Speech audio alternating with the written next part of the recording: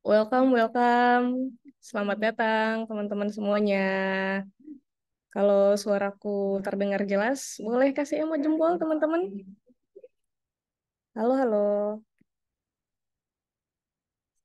Sip, mantap. Gimana nih kabarnya teman-teman? Gak kerasa udah masuk workshop kedua ya. Setelah workshop terakhir, kita kemarin ngomongin masalah, sekarang temanya adalah designing the change. Udah ngomongin solusinya apa nih? Oke, teman-teman boleh dicek timnya masing-masing. Aku mau apresiasi dulu nih, teman-teman udah datang tepat waktu. Thank you banget di tengah kesibukannya. Ada yang lagi UTS juga, semoga lancar UTS-nya. Dan thank you udah mau ngeluangin waktunya ya malam hari ini. Dicek-cekin timnya, teman-temannya diingetin. Yuk segera kita masuk ke dalam Zoom-nya karena kalau malam waktunya kita lebih terbatas nih ya. Jadi jangan sampai telat masuknya. Nah, aku juga mau ngucapin welcome dulu nih. Di sini ada Mbak Leoni ya, ikut bergabung bersama kita. Dan di sini Halo, juga Mbak ada Tasya. Halo Mbak Leoni. Selamat malam, teman-teman. Mbak Leoni lagi sibuk apa nih, Mbak? Iya, jadi saya dan Mbak Diah nih kebetulan lagi di Semarang hari ini karena Wah, Teladan 2023 tuh sedang regional camp.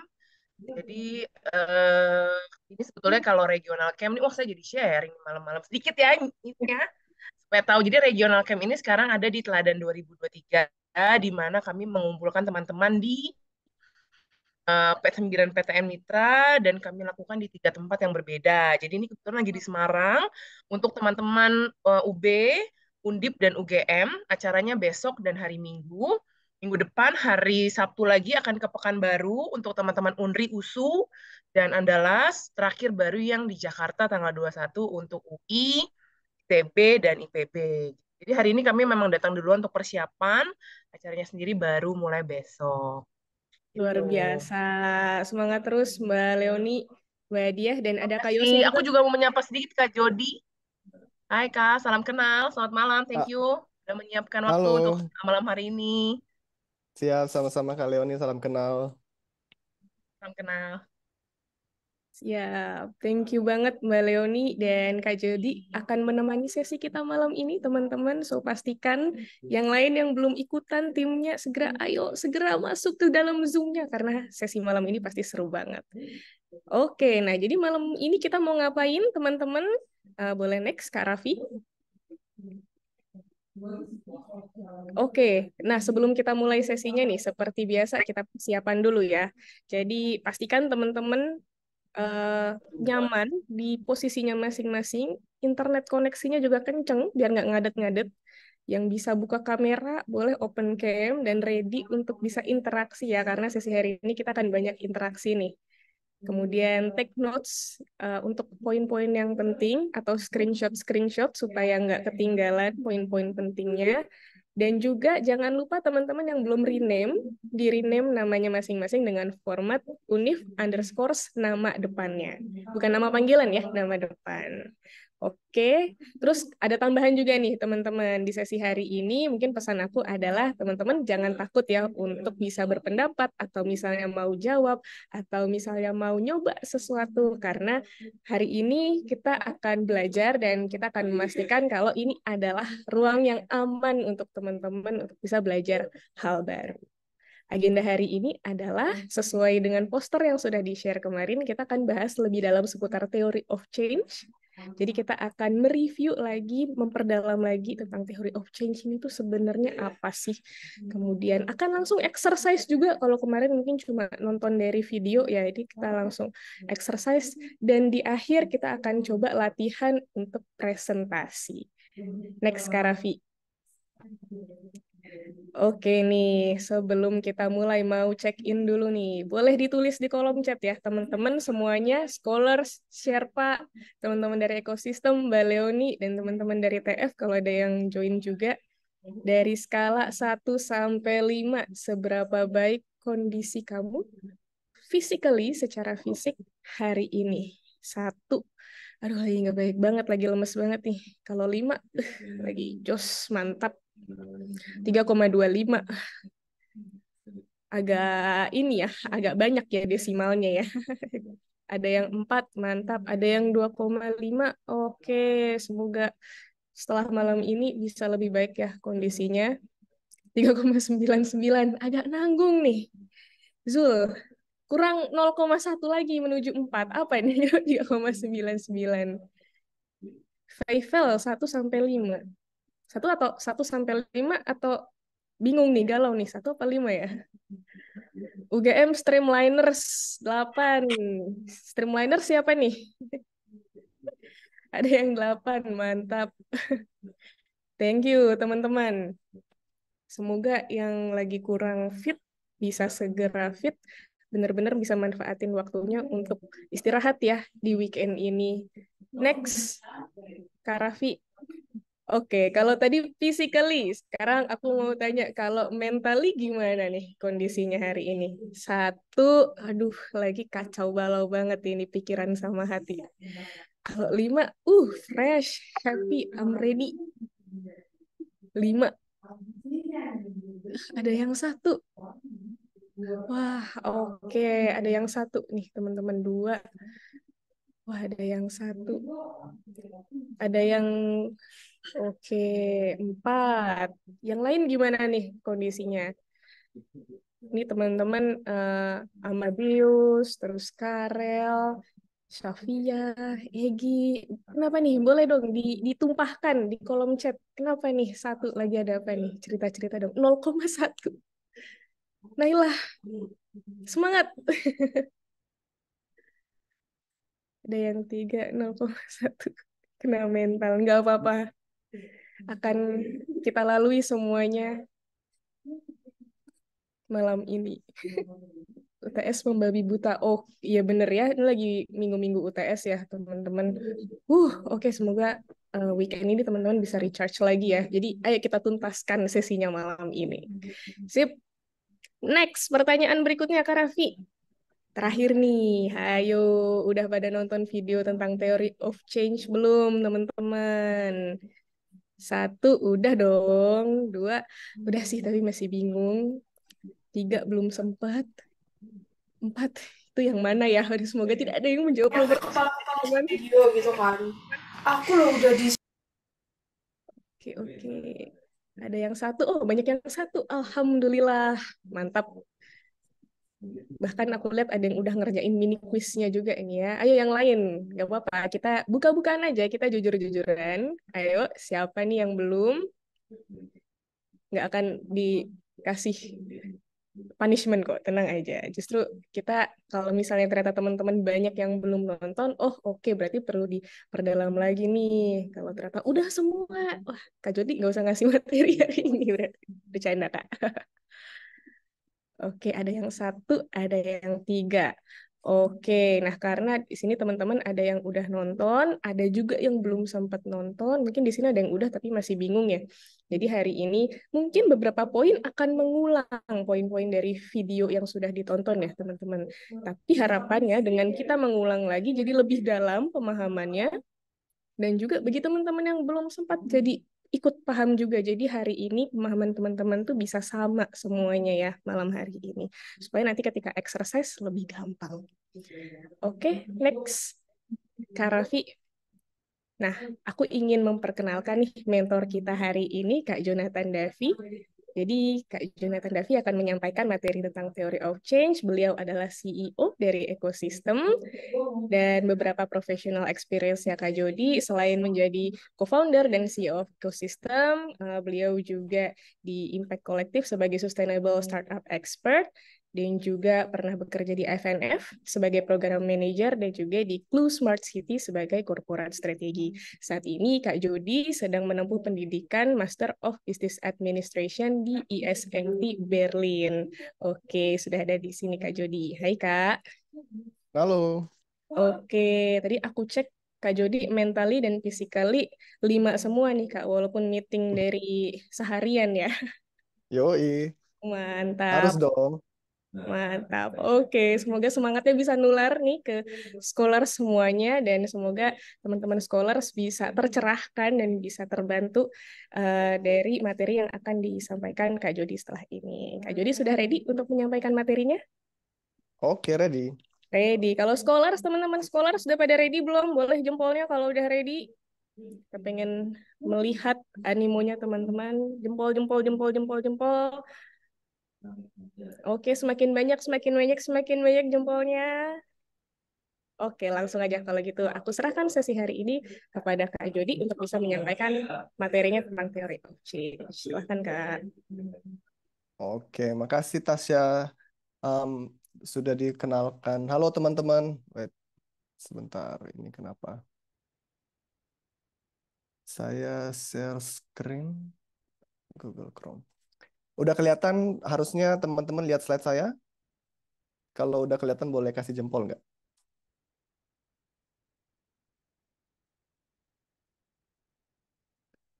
Sudah, oke. Faival bilang udah. Faival ya bacanya. Oke, halo. Perkenalkan nama saya Jody atau Jonathan Davis. Saya co-founder dan CEO dari Ecosystem Venture Builder. Dan hari ini saya diminta sama teman-teman organizer untuk um, refreshing dan juga untuk memperdalam pemahaman teman-teman terkait theory of change. Mungkin sebelum kita mulai, aku mau kasih agenda hari ini dan mau kasih mini quiz dulu. Jadi biar aku tahu tadi teman-teman bilang ada yang udah sempat nonton, ada yang belum nonton, ada yang masih bingung. Jadi aku akan coba gauge sedikit tentang pemahaman teman-teman sampai mana. Nah, nanti setelah itu baru kita bahas tentang bagaimana sebenarnya theory of change ini digunakan sebagai tools dan mengevaluasi theory of change yang baik dan yang kurang baik itu seperti apa caranya. Dan materi ini akan cukup singkat. Oke, sebelum ke sana, aku butuh tahu teman-teman yang hadir saat ini dan actively mendengarkan boleh ketik hadir dan kasih tahu pakai gawai apa teman-teman. Apakah laptop, komputer, atau HP. Di chat, boleh nggak? Hadir laptop, laptop, HP. Ada yang HP, ada yang laptop. Oke, iPad. Oh, ada yang pakai iPad. Menarik. Hadir laptop. Ya, boleh terus. Aku lagi mau melihat seberapa banyak teman-teman yang bisa engage nanti dengan aktivitas yang kita lakukan. Oke, teman-teman HP hadir menggunakan HP, iPad. Oke, jadi sepertinya cukup banyak ya yang bisa respon, bisa ngetik, dan juga bisa berinteraksi hari ini. Oke, harusnya yang pakai laptop terutama nanti aku akan kasih kesempatan juga buat open cam, open mic, kita ngobrol. Udah terlambat Anda untuk ganti karena udah ketahuan pakai laptop. Oke, kita masuk ke mini quiz 1. Mini quiznya ini gampang banget teman-teman, hanya benar atau salah. Pertanyaan pertama, benar atau salah? Theory of change itu penting sebagai landasan agar segala aktivitas yang dipetakan dapat kontekstual dan selaras dengan dampak yang diharapkan. Benar atau salah? Boleh diketik di chat, kolom chat sekarang benar atau salah. Oh, benar, benar. Yakin benar. Ini ada suara bocor dari mana ya? Coba saya cek. Oke. Benar atau salah? Benar atau salah? Benar. Wah, Faisal semangat nih ya. Mantap. Ntar temenin aku ngobrol ya, Faisal. Benar, benar, benar, benar. Yang lain? Apakah yakin ini benar? Yang belum menjawab?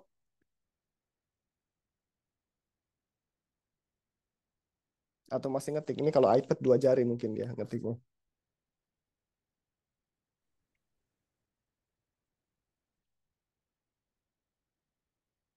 Kalau tidak tahu, boleh kasih jawaban tidak tahu. Atau belum tahu. Yang belum menjawab. Aku mau lihat teman-teman sebagai sedalam apa kemarin sudah sempat nonton videonya dan juga sedalam apa aku bisa bawa materi hari ini.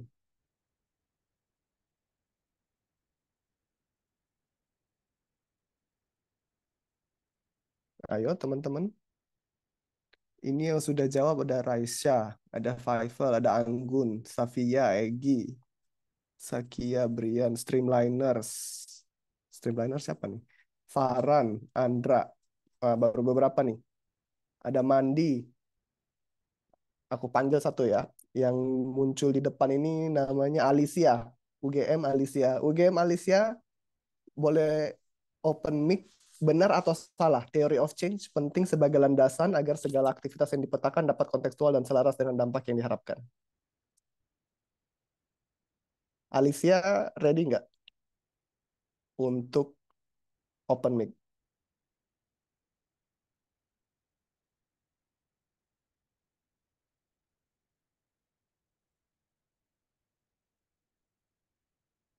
Sepertinya lagi nggak ada. Oke.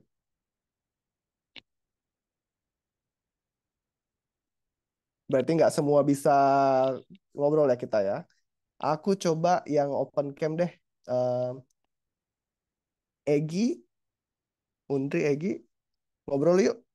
Yes, Kak. Benar atau salah? Kalau Theory saya of change? jawabnya, kalau saya Kak kemarin kan jawabnya theory of change itu kan yang ada urutan aktivitas, output, outcome sama dampaknya Kak. Jadi ya kalau secara nggak langsung itu bikin semuanya selaras nih Kak. Jadi bener jawabnya. Oke, mantap. Benar ya. Thank you Egi. Berikan tepuk tangan yang meriah buat Egi teman-teman. Boleh kasih reaction yang meriah untuk Egi. Berarti kemarin nonton ya dan udah lumayan paham ya materi yang disampaikan. Mantap. Cool. Ntar catat namanya Kak.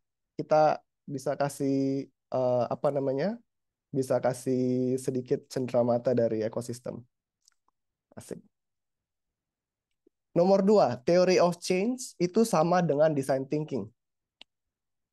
Theory of change itu sama dengan design thinking. Oh, mohon maaf, tadi nggak bisa on mic. Oke, nanti kalau misalnya teman-teman nggak bisa on mic, tolong di chat, it's okay. Ntar aku bisa highlight aja, jadi kita bisa lebih interaktif sesinya. Nomor 2, benar atau salah theory of change itu sama dengan design thinking. Boleh kasih jawabannya di chat, benar atau salah?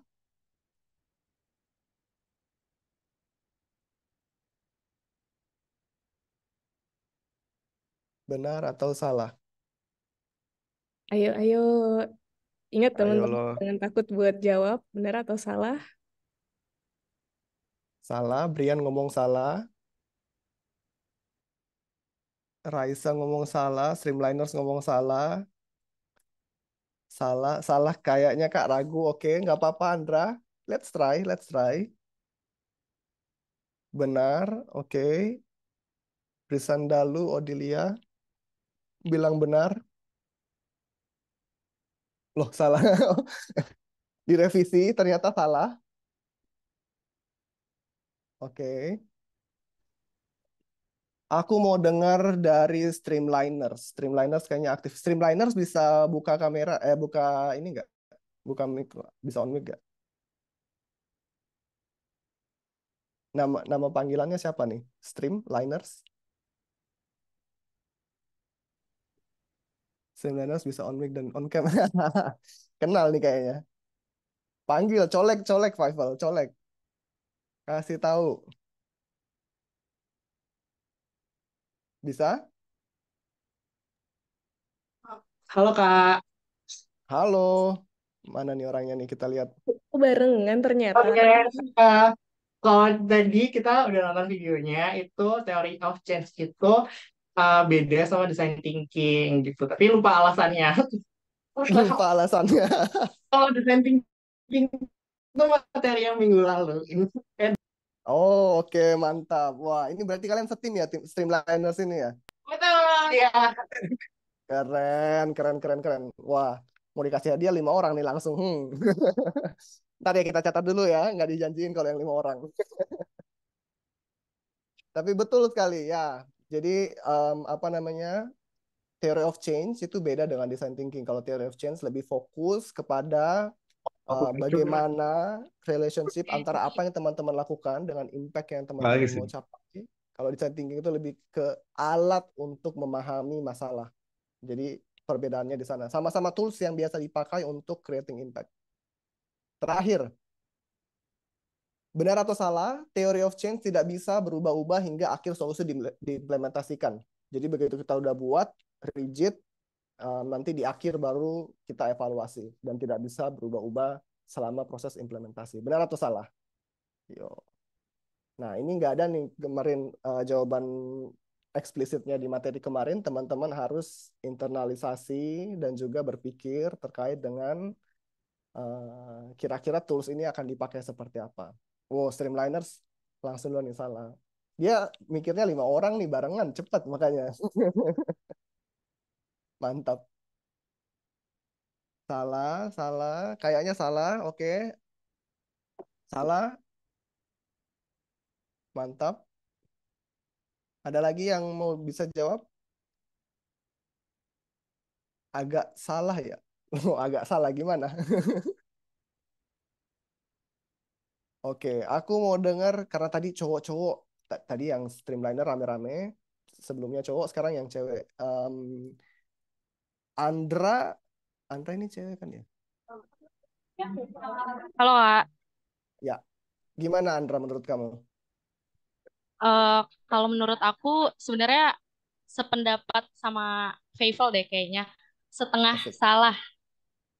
Oh, Eh, setengah salah. iya, Gimana tuh? soalnya teori of change itu kan berkaitan sama dampak yang kita inginkan. Mm-mm. Kalau dari dampak sama outcomes kayaknya nggak berubah banyak gitu. Kayaknya berubah banyak tuh nggak bisa. Tapi kalau Oke. aktivitasnya terus habis itu outputnya kayaknya bisa berubah sih Kak. Soalnya di proposal PIF kurang lebih mirip theory of change gitu bisa berubah gitu. I see. Oke. Ini baik sekali jawabannya. Jadi ambil jalan tengahnya. Yang benar atau salah pilihnya atau ya Anda. Ya, bagus. Out of the box. Nah, jadi kalau secara rigid, apakah theory of change itu bisa berubah atau tidak? Jawabannya bisa. Jadi statement ini salah karena theory of change bisa berubah. Bagian mana yang berubah tadi sesuai dengan yang disampaikan Andra itu benar. Jadi biasanya cara kita untuk melakukan theory of change itu bisa direvisit atau ditinjau kembali. Ada 3 fase biasanya. Sebelum melakukan intervensi, saat melakukan intervensi, dan nanti evaluasi intervensinya berhasil atau tidak. Dan kita bisa melakukan perubahan-perubahan sesuai dengan kebutuhan along these different parameters atau different milestones of the project. Oke, karena kayaknya sedikit banyak teman-teman lumayan paham dan juga lumayan sudah menonton dan dapat fundamental dari theory of change. Jadi hari ini aku akan highlight aja lebih cepat terkait dengan best practice dari theory of change. Tapi aku nggak akan terlalu banyak Kamu boleh bahas. pulang nggak, Hao? Siapa mau pulang? Ya, boleh pulang deh. Nanti apa namanya? Nanti untuk yang kalau misalnya benar-benar cara ngisi masing-masing box bisa teman-teman bahas lagi, nonton lagi dari videonya atau nanti ke Sherpa-nya masing-masing untuk apa namanya mendetailkan. Tapi aku lihat kayaknya sudah lumayan paham, jadi aku akan lebih lihat high levelnya supaya teman-teman pakai tools ini di momen yang benar dengan cara yang benar. Mari kita deep dive ke diskusinya. Jadi tentu teman-teman yang sudah nonton terutama bisa melihat atau sudah pernah melihat ini ya. Sebenarnya theory of change itu apa sih? Theory of change itu adalah kerangka berpikir yang fungsinya adalah untuk membantu kita menjelaskan tahapan perubahan yang akan kita capai gitu. Jadi waktu kita melakukan intervensi, inputnya apa nih? Influence apa yang dibutuhkan? Resource apa yang dibutuhkan? Network apa yang dibutuhkan? Komunitas mana yang kita mau target? Demografi apa yang kita mau target? Aktivitasnya apa? Jadi ini intervensinya kita, proses yang kita lakukan. Output langsung dari aktivitas itu apa? Outcome, baru nanti impact. Nah, biasanya kalaupun kita baca dari kiri ke kanan, cara ngisinya atau cara buatnya beda. Jadi dari konteks masalah dan juga input, kita mau dampaknya dulu, baru kita turunkan ke dalam proses aktivitas. Jadi kalau dipakai bahasa yang lebih sederhana, kenapa ini? Jadi kalau kita pakai bahasa yang lebih sederhana, gimana sih caranya kita memahami theory of change? Theory of change ini pathway of change. Jadi if a set of condition exists, jadi kondisi, masalah, dan lain-lain itu exist, dengan input A, B, C dan juga proses atau activity D, E, F, output yang akan kita keluarkan adalah ini, dan itu outputnya biasanya langsung menjadi bagian dari output proses yang kita lakukan atau kita bilang sub results yang akan menuju XYZ outcomes atau result secara umumnya apa that contributes to the higher level outcome atau tujuan besarnya apa.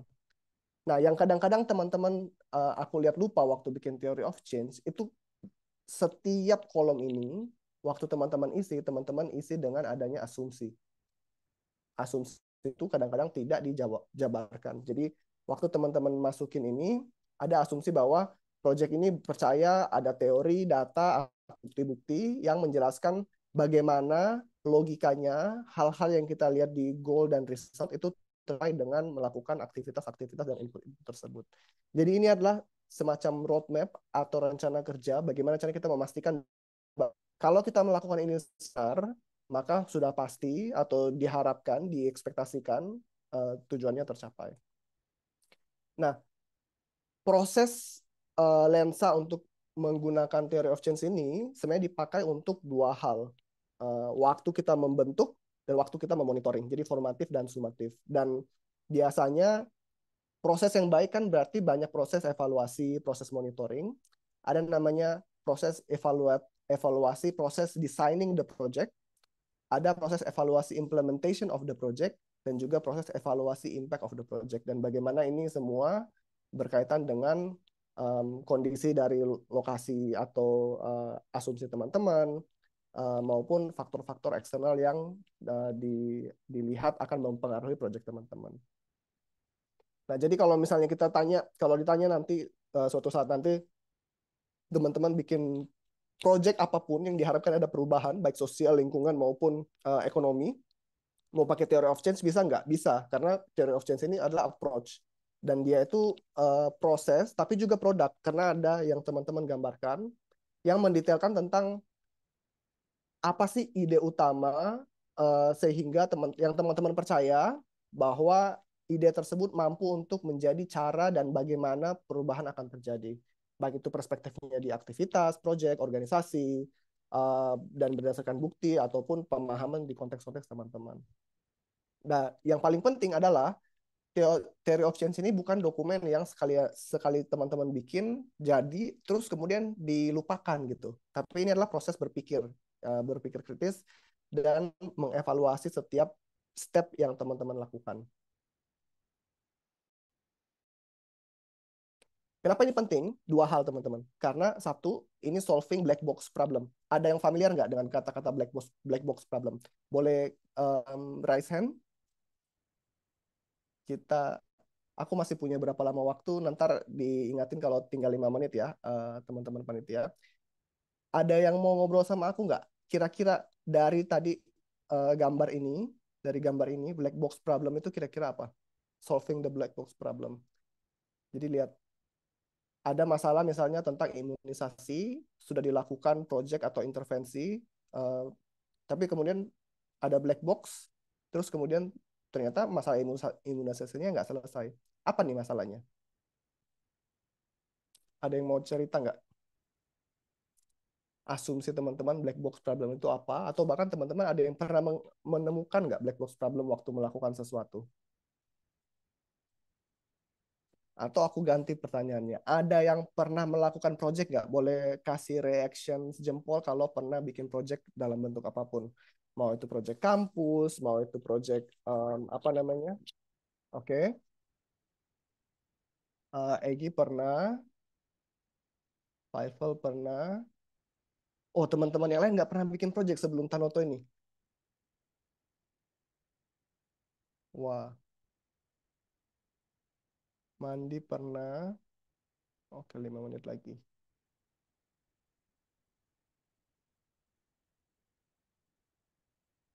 Oke, Faisal, waktu kamu bikin project dulu, pernah ada indikator kesuksesan nggak? Atau pencapaian?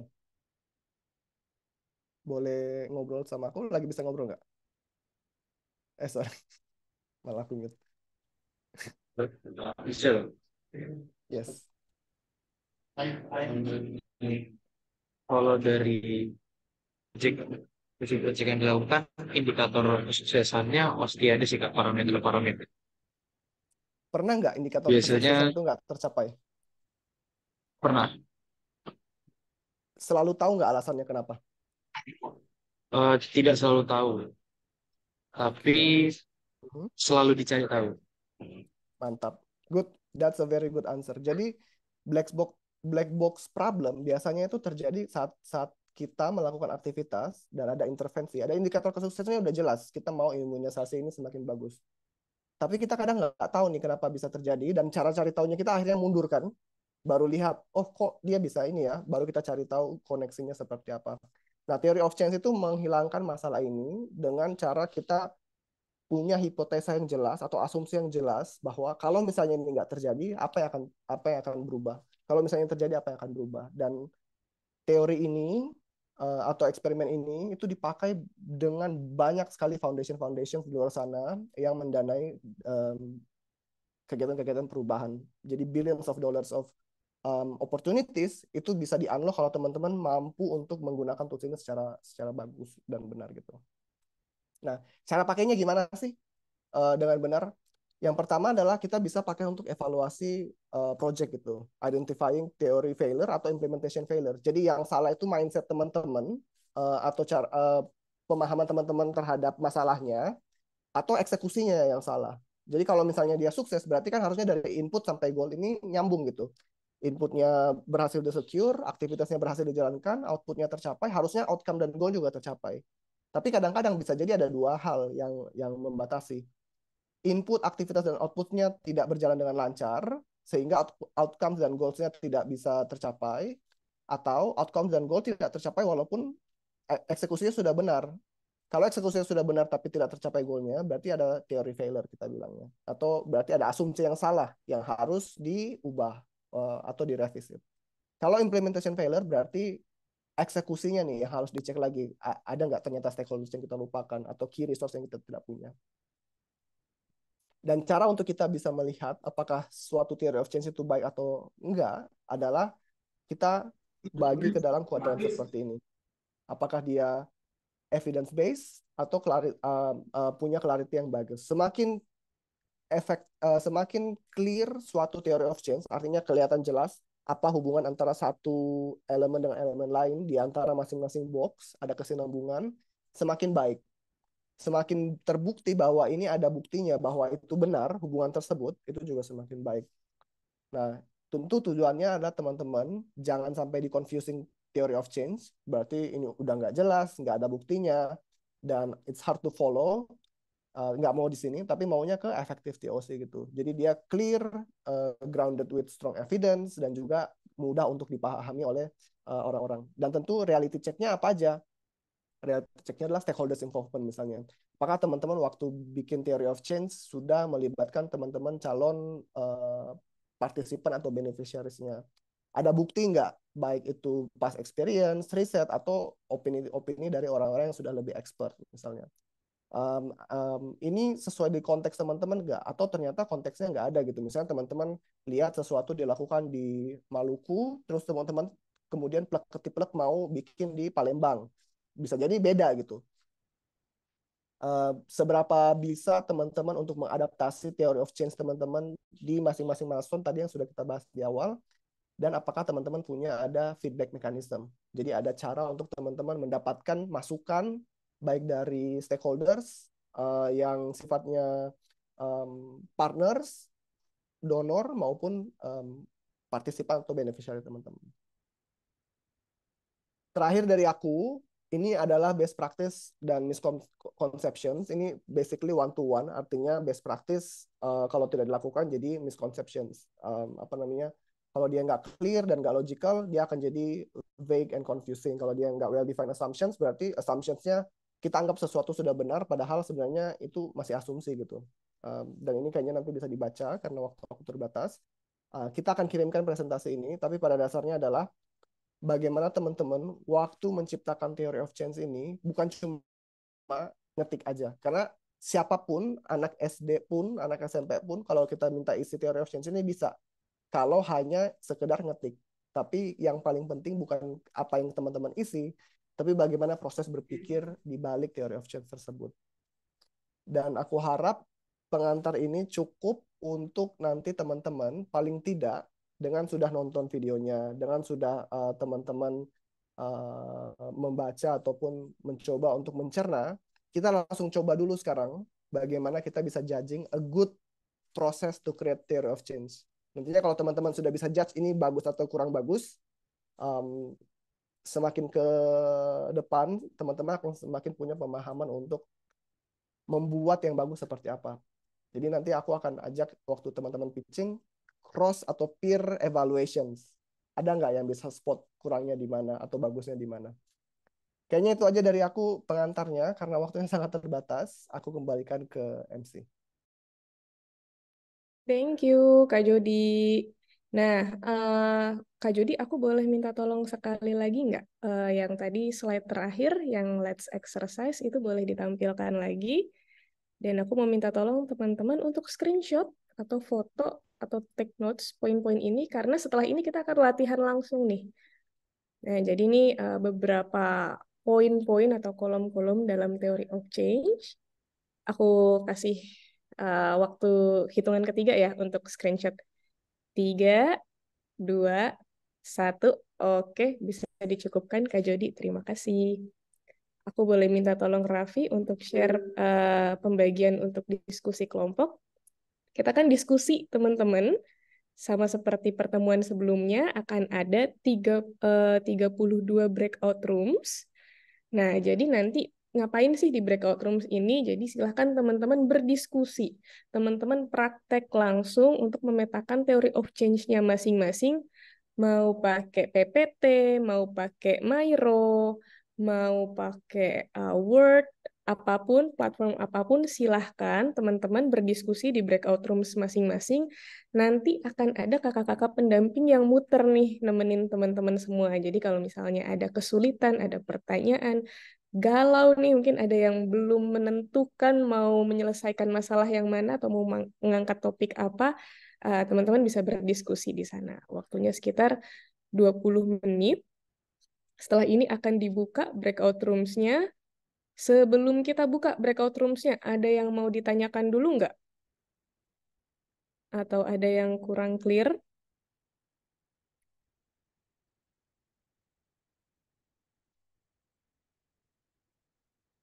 Waktunya sekitar 20 menit ya, teman-teman, di breakout rooms-nya masing-masing. Nah, sekalian nih, nanti setelah kita diskusi ini, ada kesempatan 3-4 kelompok untuk latihan presentasi theory of change-nya, dan di feedback langsung oleh Kak Jody, dan juga Mbak Leoni juga ya akan ikut nge-feedback.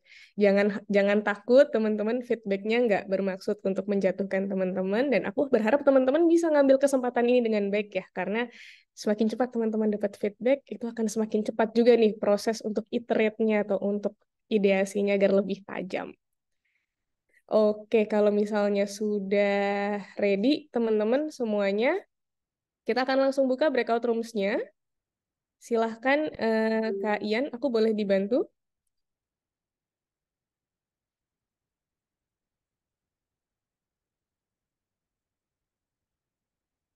untuk breakout rooms-nya. Oke, breakout rooms-nya udah dibuka ya teman-teman. Silahkan masuk ke room-nya masing-masing sesuai dengan nama kelompoknya.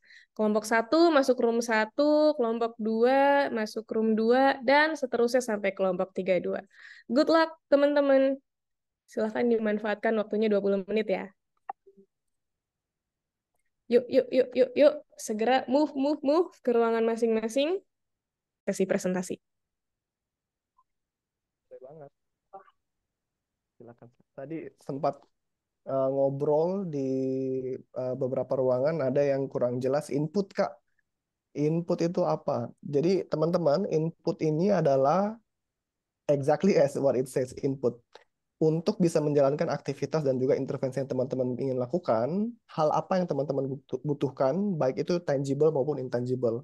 Tangible seperti apa contoh? Contohnya butuh budget, uang. Berapa budgetnya? Semakin detail semakin bagus, itu input. Butuh ruangan. butuh equipment, butuh kendaraan. Semakin detail semakin bagus. Jadi inputnya clear.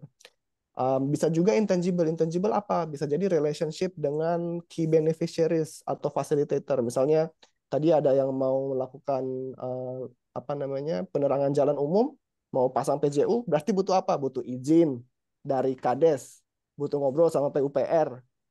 Dapat nggak surat-surat izin-izin ini gitu? Ada yang tadi mau bikin training ke sekolah-sekolah dan guru-guru. Butuh apa? Butuh relationship dan juga izin dari Capsec-nya misalnya. Dapat nggak itu? Terus bisa juga adalah expertise dan skill set. Teman-teman ada nggak yang bisa pasang alat-alat tersebut? Atau ada nggak yang bisa melakukan training? Trainingnya benar nggak?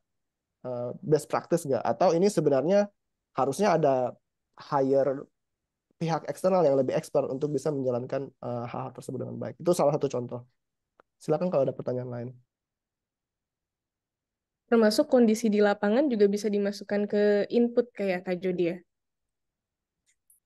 Yes, kondisi lapangan juga bisa. Tapi biasanya aku sukanya itu inputnya aku bagi antara problem definition yang biasanya including key audience sama input yang actual input baik tangible maupun intangible untuk melaksanakan kegiatannya.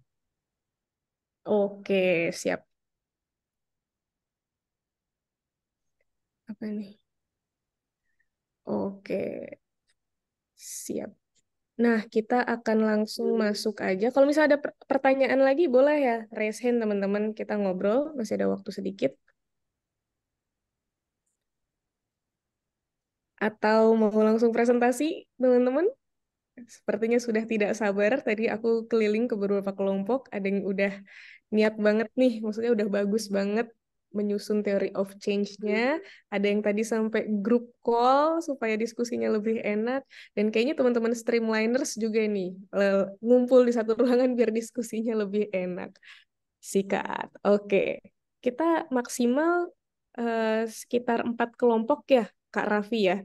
Kalau misalnya waktunya cukup, 4 kelompok, tapi aku ingin buka untuk 3 kelompok dulu nih. Aku open, silahkan teman-teman yang ready, yang mau siap untuk presentasi dan di feedback langsung oleh Kak Jody, dan ada Mbak Leoni juga di sini. Halo Mbak Leoni. Silahkan boleh teman-teman raise hand. Hai Mbak. Halo, sorry dari tadi off cam tapi menyimak kok sama Kak Diah malah ada di belakang nih. Ikutan Mantap. menyimak dia. Oke, sudah ready nih reviewernya, teman-teman. Yuk, siapa nih yang ready? Boleh raise hand, jangan malu-malu. Aku setuju Bang Johannes presentasi. Streamliners, ayo, ayo. Mau urutan pertama, mau urutan terakhir, sama aja teman-teman. Makin cepat dapat feedback, makin baik pastinya. Kita di sini nggak akan judging, tidak akan kritik yang diberikan juga untuk support teman-teman, jadi bukan untuk menjatuhkan atau misalnya menjelekan idenya teman-teman ya, sama sekali tidak. Jadi jangan khawatir, feel free untuk ceritakan ke Kak Jody. Mungkin lebih ke sharing kali ya bahasanya biar lebih enak gitu sharing. Kalau presentasikan kayak tugas banget gitu ya, lebih sharing ke Kak Jody dan ke Mbak Leoni nih progresnya kayak gimana. Yuk, kalau nggak ada ditunjuk nih. Udah kayak dosen-dosen. Yuk, teman-teman, jangan ragu-ragu. Ini aku yakin nih sebenarnya ada yang udah ready nih. Tapi malu-malu, ragu-ragu. Gimana nih Kak Jody nih? Kita tunjuk aja apa Kak? Ini yang di chat udah ada, ayo sikat, ayo sikat.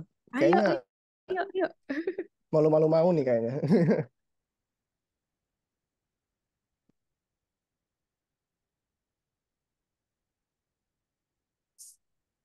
Kita panggil aja apa ini? Johannes De Brito sama Streamliners. Josephine. Ini streamliner semua ini berarti. Beda kan juga. Oh, beda. Itu tadi siapa? Ada yang raise hand? Belum nih, belum ada yang raise hand. Yes. Berarti ada 2 grup ini kan? Ada grupnya UGM Josephine Johannes dan kawan-kawan, dan ada UGM Streamliners. UGM Oke, semua. Nggak ada. mau make sure dulu. eh Tadi Johannes ya, grupnya Johannes ya. Kalau Ya, misalnya Kak, ready, kenapa Kak? ya Johannes. Streamliners dulu aja Kak. Aduh, tunjuk-tunjukkan nih Ya, gimana nih. Oke deh, kita coba cek dulu ke Streamliners. Geng Streamliners, ready nggak nih? Level Jetro, silakan guys. Gregor. Boleh Kak. Mantap. Oke, Gas. udah full tim banget nih. Oke, teman-teman, thank you banget tim Streamliners karena sudah bersedia untuk jadi presenter pertama kita. Boleh kita kasih applause dulu, kasih semangat buat teman-teman Streamliners. Waktu presentasinya 7 menit, 7 menit saja, jangan lama-lama. Oh, sorry, 5 menit atau 7 menit ya, Kak Raffi? Aku boleh dicek. Oh, 5 menit. 5 menit. Presentasinya 5 menit aja, jadi short. Nah, nanti Kak Jody dan juga Kak Leoni akan dapat waktu in total 7 menit untuk bisa memberikan feedback. Oke? Kalau sudah bisa dipahami, silahkan waktu dan tempat aku berikan ke teman-teman Streamliners. Oke.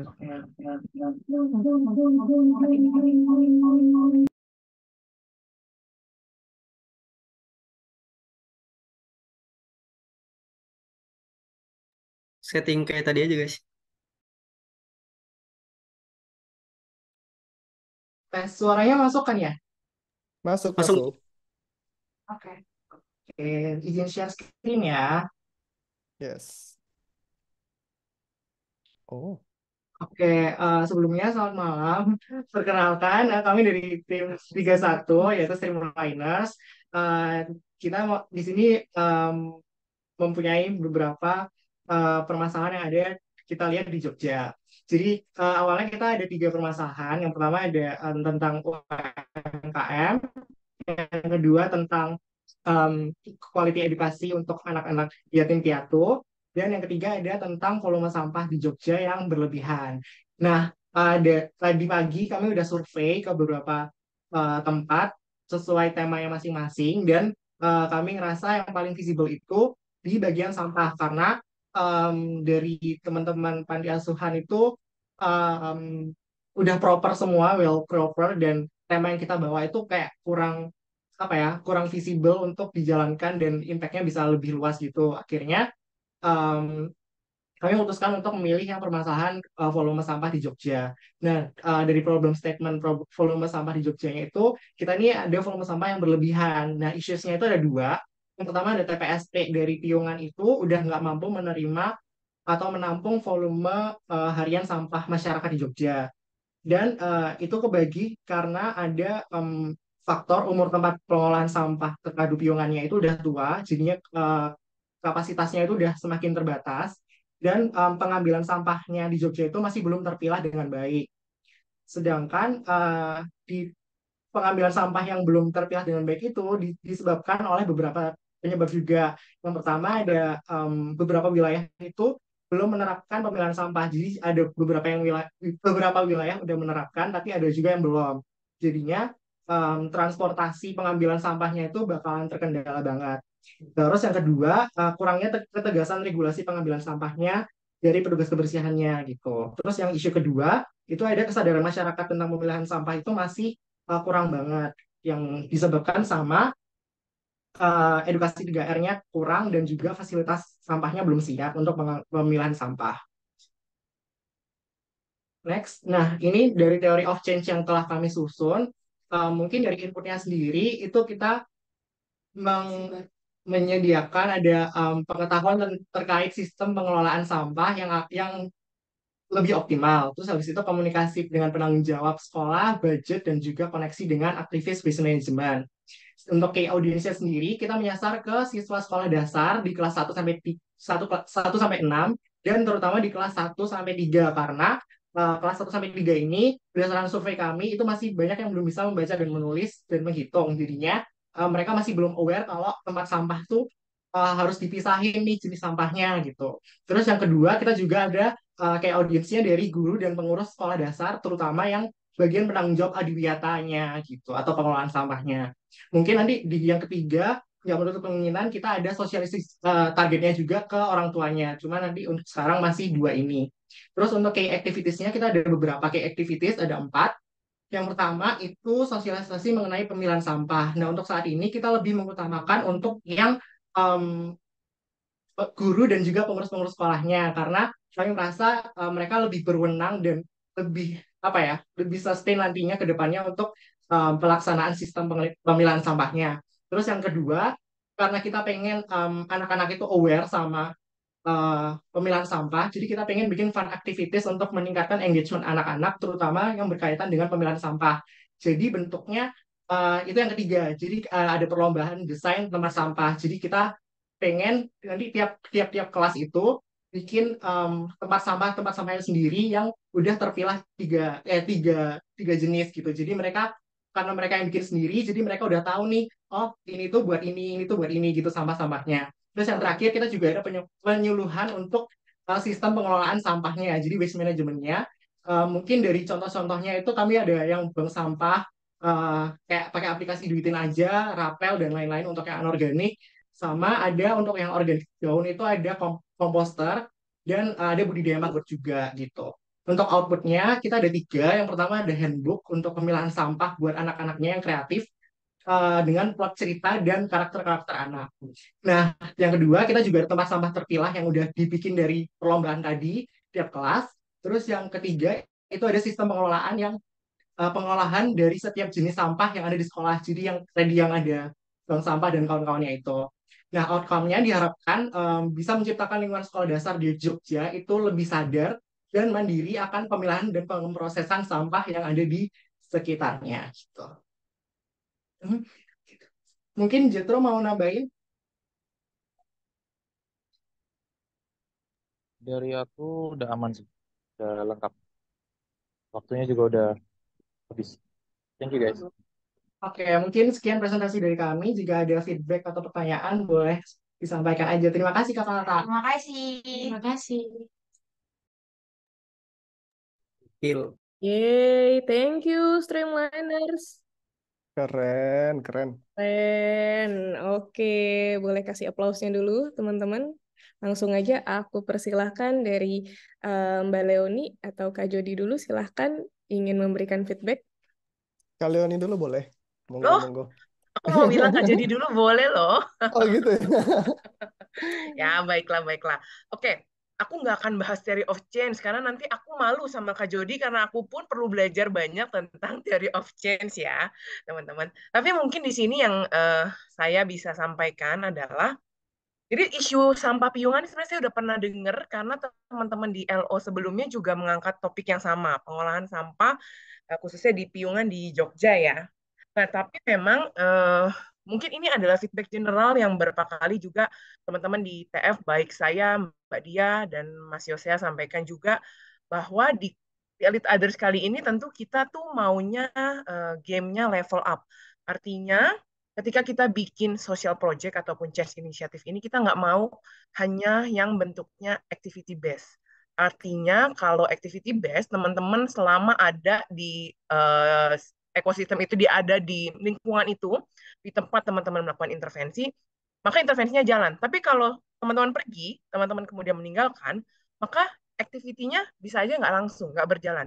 Artinya gerakan perubahan yang teman-teman hasilkan itu tidak berkelanjutan. Padahal di sini kita maunya yang dihasilkan dari teman-teman adalah gerakan perubahan yang berkelanjutan. Makanya beberapa kali tadi kita selalu bilang ke teman-teman ada sebelumnya bahwa yang paling penting untuk teman-teman sasar sebetulnya adalah sistem. Jadi sistem itulah yang bisa dilakukan oleh pemangku kepentingan di situ, baik tadi kalau di sekolah, berarti sistem sekolah, kalau misalnya di masyarakat mungkin ada kepala desa, mungkin ada RT, ada RW, apapun itu, yang bisa diberikan intervensi. Jadi kalau teman-teman pergi, sistemnya tetap ada, tetap nyantol di lingkungan itu, dan tetap bisa berjalan seperti yang teman-teman inginkan. Gitu. Jadi itu yang pertama. Yang kedua, tadi aku agak skip sini GG dan teman-teman. Tadi kan di awal sempat ngomongin soal sampah di piungan, kemudian larinya ke sekolah gitu ya. Tadi aku agak skip sedikit, kenapa kok dari sampah yang banyak itu di Jogja, besar banget skupnya se-Jogja, tiba-tiba larinya di sekolah gitu. Kalau boleh kasih masukan, mungkin bisa lebih cari datanya awal adalah di sekolah itu. Jangan-jangan di sekolah itu sampah bukan jadi masalah utama gitu. Mungkin ada core masalah yang lebih bisa diintervensi. Gitu. Jadi gak usah terpaku, jangan terpaku karena teman-teman udah mau angkatnya topik sampah, melihat piungan, kemudian secara random gitu ya, cari aja yang terdekat atau kita punya akses yang gampang ke sekolah ini, ya udah kita masukin aja nih ke sekolah ini, kita ambil dari situ, kita intervensinya di situ. Jangan seperti itu, tapi betul-betul cari apa yang menjadi masalah di sekolah itu kalau memang mau intervensinya di sekolah itu. Tuh, tadi kan berapa kali Kak jadi tuh ngomong ada evidence base, jadi saya sempat screenshot gitu, bahwa evidence base itu menjadi yang penting. Kalian tuh kalau ambil data atau apapun itu based on riset. Tidak asumsi, tidak kira-kira, tidak dengar-dengar kata orang, tidak baca berita doang tapi nggak riset lebih lanjut. Nah, itu yang perlu dihindari. Jadi jangan kalian punya angan-angannya mau satu topik, tapi karena di deket saya adanya komunitas ini nih, udah deh kita masukin aja deh. Padahal belum tentu mereka cocok. Apalagi ini tadi sempat dikatakan bahwa intervensinya ke sekolah SD, terutama kelas 1 sampai kelas 3 ya. Sorry kalau saya salah, di sini dengarnya sambil sedikit melakukan yang lain, kelas 1 sampai kelas 3. Nah, apakah ini menjadi sesuatu yang penting buat anak-anak? Jangan-jangan mereka belum mikirin pilah-pilah sampah. Untuk yang lebih basic dari tahu pilah sampah aja, mereka belum bisa gitu. Kenapa harus mikirin sampai yang pilah-pilah sampah? Jadi emang betul-betul ketika kita melakukan intervensi di satu tempat harus cari core masalahnya tuh apa. Nah, TOC ini sebetulnya kan bisa membantu teman-teman untuk ketemu masalah intinya apa, kemudian baru jadi inputnya apa, outcome-nya seperti apa. Nah, itu yang menjadi. Mungkin itu dulu dari aku. Silakan Kak Jody mau ditambahkan monggo. Mantap, keren banget Kak Leoni. Eh, ini udah sejalan banget dan kayaknya ini bisa baca pikiran Kak Leoni. Aku juga mau menyampaikan hal yang sama sebenarnya. Nah, teman-teman, mungkin untuk melengkapi apa yang kalian sampaikan, tools yang teman-teman pakai, aku refresh ya cara penggunaannya. Boleh teman-teman share screen kembali pohon masalahnya, issue tree analysisnya. Itu sebenarnya tools yang akan teman-teman bisa banget pakai untuk mendefinisikan dan mengkerucutkan isu apa yang teman-teman mau bahas. Jadi kalau misalnya tadi yang dimaksud dengan atau yang diingin diintervensi itu ke sekolah-sekolah dan lain-lain, berarti kalau dirunut isu yang mana nih sebenarnya teman-teman selesaikan? Isu 2 berarti kan kesadaran masyarakat akan pemilahan sampah dan pengelolaan sampah. Lalu kemudian isu 2.1 dan 2.2. Tapi ini masih terlalu general, teman-teman. Turunin lagi nggak? Bisa nggak teman-teman turunin lagi? Jadi justru bukan yang di atas, bukan isu 1.2.1 dan 1.2.2 yang dibikin, tapi 2.1 dan 2.2-nya yang didetailkan. Gitu. Sampai nanti ketemu apakah itu menjadi masalah utama untuk membantu mengurangi volume sampah di Yogyakarta yang berlebihan atau di Piungan yang sudah tidak tertampung di TPS Piungan gitu misalnya. Dan itu baiknya bukan cuma argumentasi, tapi juga ada evidence-nya atau buktinya. Jadi misalnya waktu kita bilang isu 2.1 edukasi 3R dan pemilihan sampah sangat minim, buktinya apa nih? Ada nggak fakta baik yang teman-teman dapatkan secara desk research atau primary research? Teman-teman bisa observasi, bisa ngobrol, bisa interview, bisa FGD, cari data-data dari tempat lain untuk bilang, oh iya edukasi 3R ini belum masuk loh ternyata. Atau fasilitas tempat sampah belum siap untuk mengakomodasi pemilihan sampah. Bisa juga ini melalui simple observations. Teman-teman masuk ke daerah-daerah intervensi teman-teman, observasi, ambil gambar. Lihat, ini hanya satu tempat sampah tercampur semua. Jadi petakan itu, jadikan itu sebagai, kalau kita nggak punya data valid, kita harus punya data empiris. Tahu bedanya ya, data valid itu data yang bisa diagregasi dan secara umum itu benar. Data empiris adalah data yang teman-teman rasakan secara langsung, by experience. Minimal kalau nggak bisa valid, kita nggak tahu apakah itu bisa di-generalize. Minimal untuk konteks teman-teman itu benar. Oke, jadi dari situ nanti kelihatan nih, teman-teman bisa pilih isu 2 titik mana, lingkarin itu jadi the new problem statement. Itu jadi the new problem statement yang masuk ke theory of change-nya teman-teman, bahwa oke, aku tahu bahwa ada banyak sekali masalah problem yang mempengaruhi volume sampah di Jogja, Bisa jadi nanti ada isu 3, isu 4 yang ngomongin bukan cuma pengolahan sampahnya, tapi volume sampahnya juga terlalu besar gitu. Nah, sedikit aku minta waktu dari panitia. Boleh next di theory of change-nya kita bahas. Next slide. Nah, yang mau aku highlight di sini hanya satu, teman-teman. Ini adalah proses yang sangat bagus dan teman-teman aku lihat sudah bisa mulai menggunakan tools ini. Semakin teman-teman gunakan, teman-teman akan semakin bisa. Dan pastikan nanti untuk iterasi selanjutnya, teman-teman highlight asumsi-asumsi apa nih yang muncul di benak teman-teman waktu melakukan aktivitas ini. Yang bisa cepat aku highlight di input, di key activities dan key audience dan input ya. Misalnya contoh, teman-teman masukin perlombaan desain tempat sampah sebagai key activities. Asumsinya kira-kira apa teman-teman? Asumsinya adalah dengan tempat sampah yang didesain lebih baik, either itu lebih menarik atau dia lebih komprehensif, bisa pemilahan dengan baik, orang-orang akan memilah. Itu asumsi loh. Kita belum punya bukti apakah itu terbukti apa enggak. Kalau kita itu masih asumsi, boleh nggak dilakukan dan dimasukkan ke theory of change? Boleh. Tapi teman-teman harus make it very clear bahwa itu asumsi. Jadi ada H0, ada H1. Ya kan? Ada hipotesis, ada sintesis nantinya. Setelah teman-teman lakukan sekali, nanti terbukti kan benar apa enggak. Ternyata setelah kita desain tempat sampah yang lebih baik, tidak berubah perilakunya. Berarti bukan itu, yang lain. Berarti teman-teman harus ganti intervensinya. Sehingga nanti outcome-nya bisa tetap sesuai dengan keinginan teman-teman yang menyelesaikan masalah yang sudah diidentifikasi. Itu salah satu asumsinya. Another assumptions. Sosialisasi mengenai pemilahan sampah. Ini masih terlalu first level thinking, teman-teman. Why? Apakah guru-guru dan siswa itu tidak memilah karena tidak punya awareness sehingga butuh sosialisasi, atau dia tidak punya kapabilitas sehingga butuhnya training, atau dia tidak punya willingness sehingga butuh insentif atau nudges atau intervensi behavior tertentu yang memudahkan mereka untuk meningkatkan willingness mereka, either through carrot atau stick. Itu kan assumptions. Itu juga harus dibikin very clear. Dan kalau semakin ada datanya semakin bagus. Baik, again, data valid atau data empiris. Another assumptions.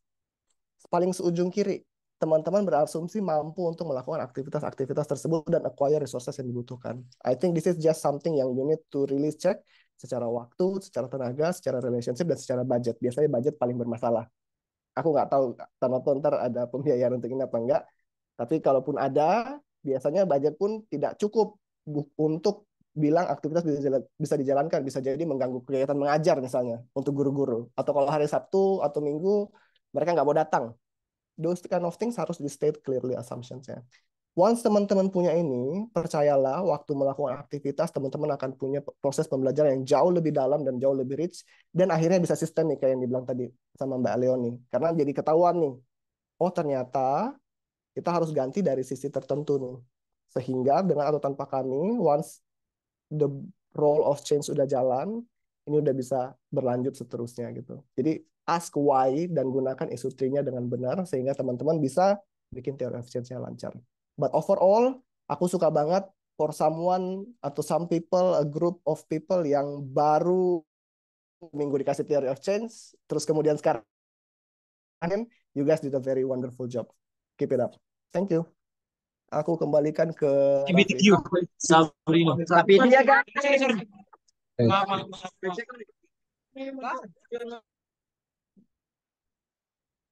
Oke, mungkin boleh di stop share screen dan kita kembalikan ke MC.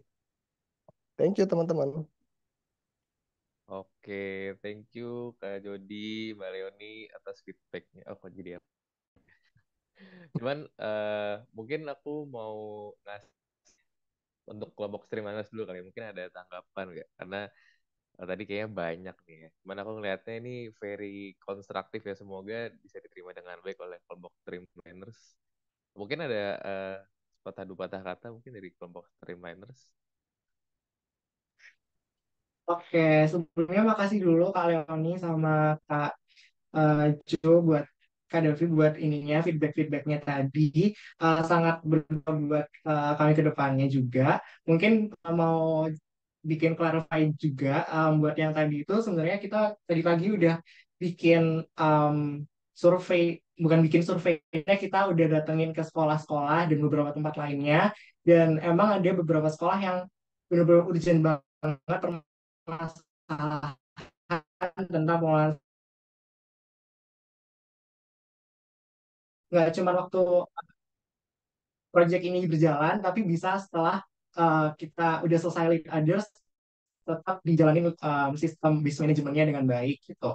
Mungkin kalau dari yang input dari Kak Delvi tadi yang tentang root cause-nya, analisisnya lebih dalam, dan juga tentang asumsi-asumsinya bakalan kita godok lagi lebih lebih dalam lagi supaya nanti bisa lebih komprehensif gitu. Terus juga mau nambahin dikit tadi, mungkin kalau ini sempat tanya kan awalnya dari yang Jogja masalah sampah gede banget, terus kenapa tiba-tiba jadi ke anak SD gitu? Karena kita sendiri tuh awalnya mikirnya kalau kita emang nargetinnya mau ke yang big action ke Jogja itu kan kayak apa ya, visibility-nya agak susah gitu karena kita juga pasti harus kerjasama sama Pemkot, harus pemerintah daerah dan provinsi, ya provinsi bahkan, yang mungkin itu aksesnya sama kita juga bakal susah banget, apalagi ya yang kita tahu kalau kerja sama pemerintah tuh pasti bakal lama banget, kayak itu bisa jadi another problem buat kita gitu, dan kita tuh melihat kira-kira yang bakal apa ya, target yang kira-kira bisa menjadi salah satu apa ya, small change gitu loh, tapi masih tetap impacting ke depannya itu adalah ya by anak kecil gitu. Dan kita tuh awalnya sempat mikir anak kecilnya itu either di SD atau di, awalnya sempat yang mau ke panti asuhan kan, terus akhirnya jadinya beneran ke anak SD karena setelah tadi kita survei hari ini tadi pagi kita tuh udah survei bareng-bareng ke ada beberapa SD gitu di daerah Jogja, terus kayak kita udah ngobrol juga sama penanggung jawab sampahnya, sama guru-gurunya, sama kepala sekolahnya. Terus kayak emang di situ tuh mereka apa ya, bilangnya tadi juga kita bilang kenapa anak kelas 1 sama kelas 3 karena ya itu untuk masalah pemilahan sampah itu justru kalau anak kelas 4 sampai 6 mereka udah tahu kan kayak oh sampah organik itu yang ini, kalau warna merah organik aja tuh nggak tahu tuh organik apaan ya, non organik apaan ya. Terus jadinya kita tadi juga kenapa ada yang solusinya desain apa sih, desain tong sampah mungkin Masih jago gue, Bet. Masih le- jago gue, Bet. lebih ke ini sih kayak supaya anak-anak kecil itu mereka bisa tetap secara visualnya bisa tahu gitu loh, oh sampah yang ini tuh harus dibuang ke tempat sampah yang ini yang mereka sendiri yang bikin gitu. Mungkin kalau plastik mereka desain tempat sampah yang emang oh menunjukkan kalau ini tuh buat sampah plastik, yang ini mungkin buat sampah yang seperti apa kayak gitu. Jadi emang bentuk inovasi keterbaruannya kita mikirnya tadi di situ. Mungkin itu sih Kak dari Iya, kita. mungkin tambahan lagi, kita kan masih skopnya megangnya yang cukup kecil di satu sekolah aja. Tapi kan untuk saat ini biasanya tahun ada tentang ini apa sih, title Adiwiyata itu. Mm-mm. Siapa tahu kalau semisal nih nanti sekolah yang kita rujuk nanti ternyata di tahun depannya menang di Adiwiyata karena project ini, itu harapannya bisa jadi contoh buat sekolah lain, Sekolah. dan sekolah lain tuh bisa ngikutin gitu proyeknya, jadi bisa lebih meluas lagi gitu sih harapan dan asumsi kita gitu. Mungkin nanti ke depannya bakal dimasuk-masukin juga di asumsi-asumsi dan input-input yang udah kakak-kakak sampaikan tadi. Overall makasih banyak banget, Thank you so thank you much Kak. Kak. Oke, GG, thank you. Sedikit aja sebelum sebelum kita move ke yang lain. Kalau memang isunya datangnya dari sekolah, nanti either nanti bikin poster ataupun proposal, nggak perlu berangkat dari Jogja dan Piungan yang besar itu. Langsung aja angkat dari fenomena sekolah yang kalian temukan. Gitu. Memang kan Piungan sama sampah di sekolah, tapi nggak ada hubungannya gitu. Terlalu besar sekali ya nih Piungan. Jadi nggak ada masalah, kalian nggak usah mikir bahwa change initiative ini apa eh, eh, eh, penerima manfaatnya harus orang. Jadi nanti ketika kalian bikin proposal, mengajukan proposal, mulailah dari isu di sekolah itu. Langsung aja cerita tentang sekolah itu dan apa intervensi yang mau dilakukan. Itu ya, thank you Gegen. Oke, thank you. Keren banget kelompok Streamliners tadi udah presentasinya udah komprehensif dari Kak Jody udah bilang, dan dari Mbak Leoni, Kak Jody. eh aku yakin sih feedback-feedbacknya sangat helpful lah buat Streamliners ini ya. Oke, thank you Streamliners. Mungkin kita bisa next ke kelompok selanjutnya tadi yang bilangnya Stimanes dulu deh gitu. Mana tadi suaranya kelompok Hadir, hadir, UGM? Kak. Oke, udah siap. Oke, kalau gitu langsung aja sikat.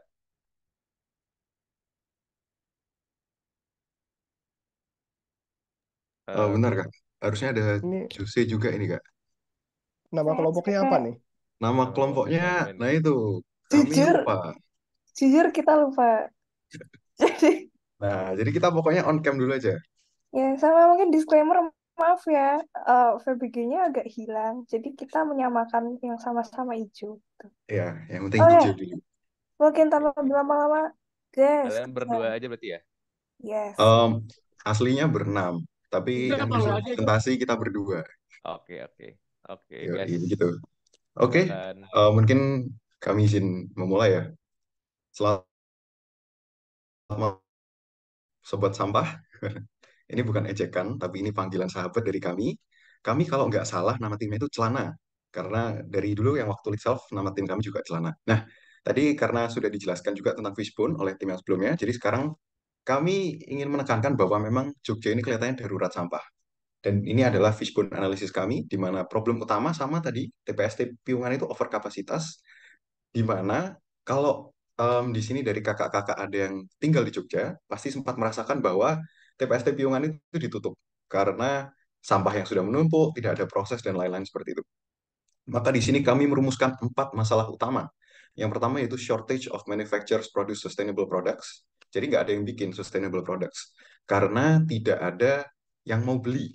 Ya, itu yang pertama. Yang kedua, poor waste processing. Jadi di TPST, pemerintah ini sudah berusaha merebranding ya dari tempat pembuangan akhir menjadi tempat pembuangan sampah terpadu. Namun pada dasarnya tetap saja tidak ada langkah-langkah untuk waste processing yang baik. Maka dari itu inilah yang menyebabkan landfill itu tertumpuk. Yang ketiga yaitu public awareness of independent waste processing itu sangat lemah, jadi nggak ada yang tahu. Kita tuh bisa nggak sih sebenarnya merecycle di rumah masing-masing. Dan yang terakhir yang keempat yaitu public awareness in consumption. Yuk coba kita refleksi sendiri-sendiri. Tadi pagi pakai sedotan atau enggak? Terus kalau buka Citato, itu habis itu sampahnya kita pikirin nggak atau asal dibuang aja. Nah, itulah yang membuat bisa adanya overcapacity. Mungkin di kota-kota lain ini belum terasakan, tapi yang jelas kami di sini di Jogja sangat terasakan, apalagi mungkin anak-anak kos, sampahnya jadi menumpuk dan tidak bisa dibuang. Nah, ini berpengaruh ke desa yang ingin kami tuju, yaitu desa Sukunan. Mungkin karena kami anak UGM, kami tendensinya itu pasti untuk mengabdi ke desa-desa. Nah, desa Sukunan itu, karena TPST Piungan tidak bisa dimasuki sampah lagi, maka otomatis ada beberapa sampah yang tetap di desa tersebut. Lantas, apa langkah yang akan kita selesaikan? Kita mari ke TOC. Nah, kan sampah overfill. Gimana kalau kita bisa menjadikan sampah ini tuh jadi purposeful dan lebih oke lagi? Gimana kalau ada sistem tahunan yang bisa menghidupkan desa-desa wisata di Yogyakarta seperti desa wisata Sukunan? Teman-teman, sobat sampah, desa wisata Sukunan sendiri itu adalah desa wisata tematik yang unique selling point-nya adalah mereka mengelola limbah sampah mereka sendiri. Jadi turis yang datang itu bakal dikasih tahu nih gimana sih caranya kalian bisa mengelola sampah sendiri dan membawa itu pulang. Cuman harganya satu kali praktek itu 150.000. Padahal produknya sendiri itu pupuk 3.000. Terus ada kayak rangkaian anyaman dari sedotan itu 15.000. Jujur, siapa yang mau bawa pulang gitu? Aku habis dari liburan, aku mau pulang bawa pupuk buat ya. Jadi kita coba olah gimana caranya biar bisa lebih atraktif dan bisa menggait 3 key audience. Yang pertama, penduduk desa Sukunan sendiri ikut berpartisipasi dalam event kami. Kedua, untuk attract turis lokal ataupun asing. Dan ketiga, media dan berita biar menyunting wisata yang lebih unik ini. Dengan main activity kita yaitu pameran dari hasil konversi tersebut. Nah, kalau misal dilihat dari produknya sendiri, mereka itu bikin taplak meja, bikin selimut dari limbah-limbah yang ada. Kenapa nggak kita ubah jadi pameran, misal pertunjukan wayang kulit. Terus nanti di festivalnya itu juga ada pameran-pameran lain karya-karya besar yang terbuat dari sampah daur ulang. Itu salah satu um, aim besar kita, teman-teman, buat project Lead Others ini. Dengan actionable steps yang pertama kerjasama dengan warga dan pemerintah daerah terutama untuk menentukan kalau pasti akan sustain. Kedua, memperluas kanal publikasi dan juga promosi untuk attract lebih banyak turis. Yang ketiga, mengadakan workshop kerajinan untuk penduduk sendiri saat biar kalau misal nanti udah nggak event tahunan, mereka juga bisa menginkorporasi ke workshop-workshop atau praktek yang seharga 150.000 itu. Terus dengan output beberapa key performance indicators yaitu engagement rate nanti, konversi dari penduduk menjadi penggerak dari festival, kedua kenaikan pendapatan per kapita, dan juga ketiga jumlah sampah non daur ulang yang akhirnya dikonversi menjadi objek pameran. Dan dengan outcome seperti berikut, masalah sampah bisa diselesaikan, terutama di desa Sukunan, kemudian menjadi daya tarik turis, dan juga agar semua menjadi semakin paham tentang permasalahan sampah. Mungkin itu kami mohon feedbacknya. Sekali lagi terima kasih. Iya, terima kasih sudah selesai. Oke, mantap mantap. Ini mirip-mirip ya ini dan sama-sama di Jogja, sama-sama Piungan. Dan tadi presentasinya tuh rasanya udah matang banget nih kayaknya dari kemarin udah latihan ya jangan-jangan nih. Oke, kalau gitu mungkin bisa lanjut ke sesi feedback. Boleh dari Kak Jody atau Mbak Leoni dulu. Gantian kali aku duluan. ntar dimarahin Mbak Leoni kalau didorong terus duluan. Oke, thank you teman-teman. Ini Johannes, Josephine, aku Jonathan. Wah, kita triple J nih. Kayaknya menarik banget. Yoi. Dari tim klan Celana ya bacanya ya, Celana. Oke, ini menarik banget dan kurang lebih masalahnya sama, tapi pendekatannya sangat berbeda ya. Kalau yang tadi itu dari sekolah dan juga dari sosialisasi, awareness dan desain. Kalau ini benar-benar dari engagement and activation. Dan ini sangat menarik. Nah, mungkin aku mau komen sedikit. Again, aku pendekatannya tools karena teman-teman diajar tools supaya membantu membuat framework teman-teman berpikir itu lancar. Boleh balik ke satu slide sebelumnya terkait dengan highlights of interventions-nya di visible analysis. Ini simple banget, tapi nomor satunya ini kemana ya? Kenapa nggak ada nomor satu di sini? 2, 3, 4. Oh iya Kak. Nah, dan ini maksudnya apa nih? Kenapa dikasih angka 2, 3, 4? Oke Kak, jadi mungkin saya izin menjawab ya Kak. Fun fact banget. Jadi sebelumnya kami kan sudah bikin fishbone ini. Nah, pas itu ada angka-angkanya bener gitu Kak. Nah, habis itu nggak tahu kenapa tadi, karena kita agak FOMO waktu lihat streamline present fishbone, akhirnya kita juga, oh fishbone kita di mana ini? Karena kita naruh fishbone ini nggak di slides, tapi di Canva. Nah, setelah itu, ya udah kita kopas aja, loh kok angka-angkanya hilang? Ya udahlah, jadi kita apa adanya dulu aja. Oke, tapi intensi angka-angkanya ini tahu buat apa? Tahu. Jadi kalau buat apa? sepengetahuan kami ya Kak, semakin kecil angkanya itu semakin besar angkanya itu mungkin menandakan problem-problem yang semakin kecil. Jadi kayak tulang itu ya gitu-gitunya Kak. Ya, tapi correct me if I'm wrong. Makasih Kak. Ya, kurang lebih gitu. Itu sebenarnya untuk memudahkan untuk kita inventarisir masalah. Nah, tapi yang lebih penting biasanya itu highlighting. Jadi misalnya teman-teman sekarang fishbone analysisnya TPS Piungan over capacity. Bagaimana caranya teman-teman bisa mengaitkan bahwa intervensi yang teman-teman akan lakukan itu menyelesaikan masalah utama yang teman-teman highlight itu sebenarnya dengan cara fishbone ini. Jadi waktu teman-teman bilang oke, cara kita adalah pameran untuk meningkatkan engagement bla bla bla. Di bagian mana nih? Di fishbone bagian mana yang diselesaikan? Apakah dia karena nggak ada angkanya, aku pakai warna, misalnya dia warna hijau, shortage of manufacturers and producing sustainable products, hijau titik 1, hijau titik 2 gitu kan. Apakah teman-teman menyelesaikan masalah hijau titik 2, high production cost associated with bla bla bla, atau lack of incentive or regulations, atau yang mana nih, atau expensive to process. Karena dari situ akan kelihatan masalah mana yang sebenarnya teman-teman selesaikan. Kalau teman-teman bilang langsung mau menyelesaikan TPS Piungan, orang nggak bisa nangkap. Aku pun kalau diminta tiba-tiba tanya apakah intervensi pameran bisa menyelesaikan masalah TPS Piungan, I don't know, karena aku belum melihat nih masalah yang teman-teman definisikan itu adalah masalah tentang awareness ataupun tentang engagement atau bahkan brand dan kerennya produk-produk yang mereka lakukan. Yang aku lihat adalah incentive on regulations, high production cost. Oke, mungkin ini accessible information, tapi ini information terkait dengan independent waste processing options. Berarti mereka terkait dengan opsi mereka untuk pengolahan sampah, bukan untuk memberi barang-barang yang lebih sustainable. Jadi itu harus ada logical connection gitu antara masalah yang teman-teman definisikan yang di Fishbone. Nanti ada yang teman-teman pilih misalnya 1 atau 2 masalah utama yang kita anggap masalah utama dan bisa diselesaikan menjadi masalah input di apa namanya di theory of change teman-teman. Jadi kalau waktu teman-teman next slide coba ini kan nggak kelihatan nih fishbone-nya mana nih, hasil fishbone-nya mana, di input nggak kelihatan sama sekali gitu. Tiba-tiba ngomongin desa wisata Sukunan, tiba-tiba ngomongin mengelola lingkungan tujuan utama, atraksi wisata hanya praktek mendaur ulang seharga 150.000. Aku nggak kelihatan. Once you make that logical connection, akan clear banget bagaimana caranya satu tools dan tulisan itu saling berkesinambungan. Terus terkait dengan theory of change-nya sama kayak yang teman-teman yang sebelumnya, assumptions teman-teman harus dibuat very clear dan evidence based.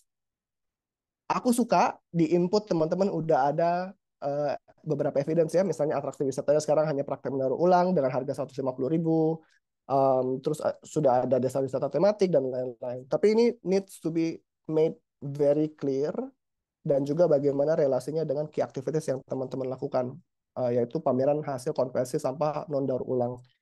Kenapa aku bilang belum clear? Contohnya gini, pameran hasil konversi sampah non daur ulang ini maksudnya apa? Maksudnya non daur ulang ini apa?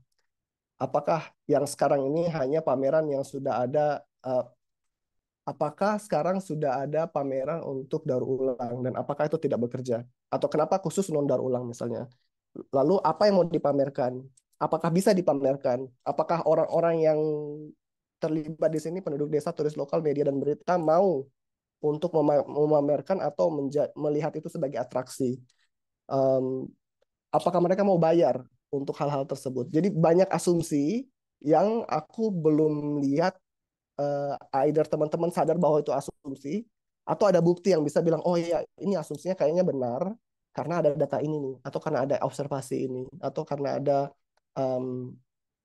obrolan ini dengan expert ataupun warga lokal gitu. Jadi harus didefinisikan dulu kenapa pameran dan apakah pamerannya itu tipe yang misalnya pameran 1 minggu, pameran 1 bulan, atau dia selalu ada nih pamerannya nih, kayak pasar Rebo lagi, benar-benar kayak pasar yang tiap Rabu malam atau Kamis malam gitu kan, yang diorganize sendiri sama orang-orang desa, itu kan biasanya ada. Seperti apa nih bayangannya?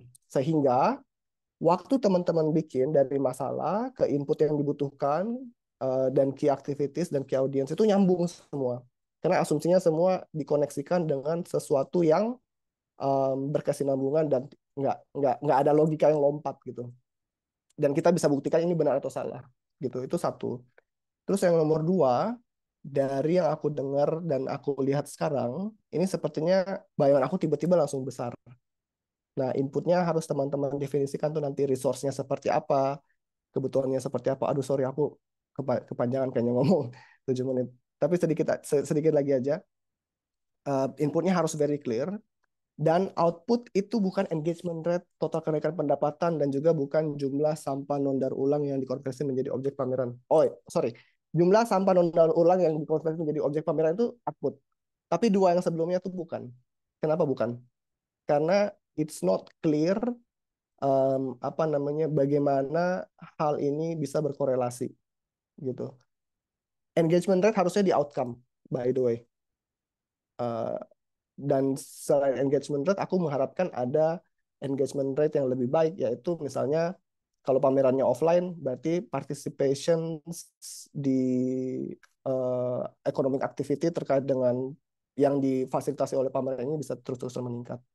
Jadi pastikan semuanya nyambung. This is a good start, but to make it really good dan systemic, teman-teman harus pastikan dia nyambung dan mampu untuk dilakukan oleh key audience teman-teman. Dan mereka punya 3 hal ya selalu ya, awareness, capabilities, willingness. Itu harus terus teman-teman pastikan. Dari aku itu aja, sorry kepanjangan, sorry banget. Tapi I hope ini bisa di generalize ke teman-teman yang lain. Kayaknya apa yang Kak Jody sampaikan udah mendaratkan apa yang saya pikirkan, jadi Kak Jody kayak bisa baca pikiran saya juga ya.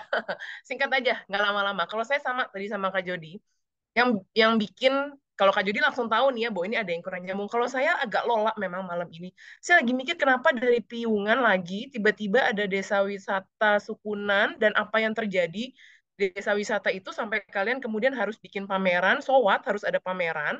Dan kemudian kalau kalian bikin pameran, apakah pamerannya berdampak baik untuk desa wisata itu?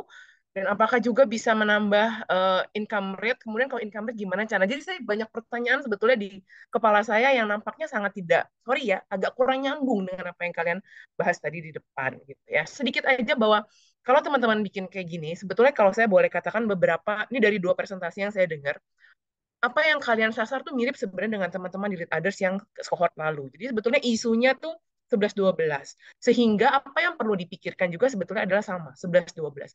Kalau mau bikin sesuatu yang menghasilkan kenaikan income untuk daerah tertentu atau komunitas tertentu, yang bisa menjadi salah satu cara yang bisa menjadi supaya proyek kalian itu tetap berkelanjutan adalah pikirkan bagaimana bisnis prosesnya berjalan. Jadi jangan cuma bantuin mereka bikin pameran 1 hari. Bayangkan kalau kalian udah bikinin pameran mewah, terus kalian pergi, kira-kira kalian mau nggak sih? Mereka mau nggak sih mengulang pameran yang sama? Kalau saya jadi penduduk itu, saya nggak cukup punya waktu deh buat ngurusin pameran. Mungkin saya cari makan aja untuk bertani atau apapun udah ngabisin waktu. Sehingga kita harus pikirin gimana membantu mereka ketika mereka udah katakanlah ya punya produk-produk yang didaur ulang kemudian mau dijual lagi atau mungkin menghasilkan penghasilan tambahan. Ini gimana nih cara jualnya? Bantuin mereka, cariinlah aksesnya atau bikinkanlah misalnya neracanya, bikinin skenario harus jualannya berapa modalnya, untungnya berapa dan segala macamnya sehingga ketika kalian tinggalkan produk-produk yang mereka hasilkan itu bisa terus mereka jual dan menghasilkan keuntungan buat wilayah itu. Jadi kita nggak bisa mikirinnya cuma aktivitas aja, nggak bisa mikirinnya cuma one shot kalian ada mewah, kalian pergi selesai, nggak bisa tuh kayak gitu. Gimana supaya ini bisa embed di komunitas mereka terus-menerus meskipun kalian udah nggak ada. Gitu ya. Terima kasih.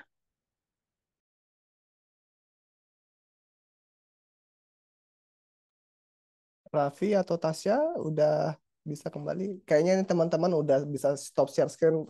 Berikan reactions yang meriah buat teman-teman celana. Asik. Oh iya, makasih Kak. Boleh tanggapan dikit nggak Kak? Oh, silakan. Boleh. Boleh dong. Mm-mm. 1 menit aja. Jadi memang benar kami setuju. Itu 5 detik Kak. Jadi kami memang setuju tadi ya bahwa tadi dari yang kurangnya itu adalah kita belum ngasih referencing dari Fishbone ke key activities kita yang mana, habis itu apa ke parts-parts dari TOC yang mana. Itu memang kami belum di situ. Lalu yang selanjutnya yang terkait tadi korelasi antara TPST Piungan dan Desa Sukunan. Jadi begini, Desa Sukunan itu kan desa wisata. Jadi mereka sudah sebenarnya ada aktivitas atraksi tersebut. Jadi mereka ada kelas daur ulang harga 150.000. Yang ingin kita bawa adalah kita ingin mempromosikan lagi desa itu dan dampaknya terhadap piungan apa? Kalau piungan over capacity, otomatis yang pertama kemungkinan desa Sukunan ini nggak bisa buang sampah karena tidak ada apa ya istilahnya nggak ada endpointnya gitu untuk membuang sampah. Lalu yang kedua karena sampahnya berlimpah, sebenarnya Desa Sukunan ini bisa menjadi apa ya, semacam pilot project untuk desa-desa lainnya bahwa mereka itu bisa mengelola sampahnya sendiri yang nantinya akan meningkatkan public awareness. Sebenarnya begitu sih Kak. Tapi ya memang nanti akan kita matangkan lagi di proposal karena juga pitch deck dan kapasitas kami untuk menulis terbatas seperti itu. Makasih Kak.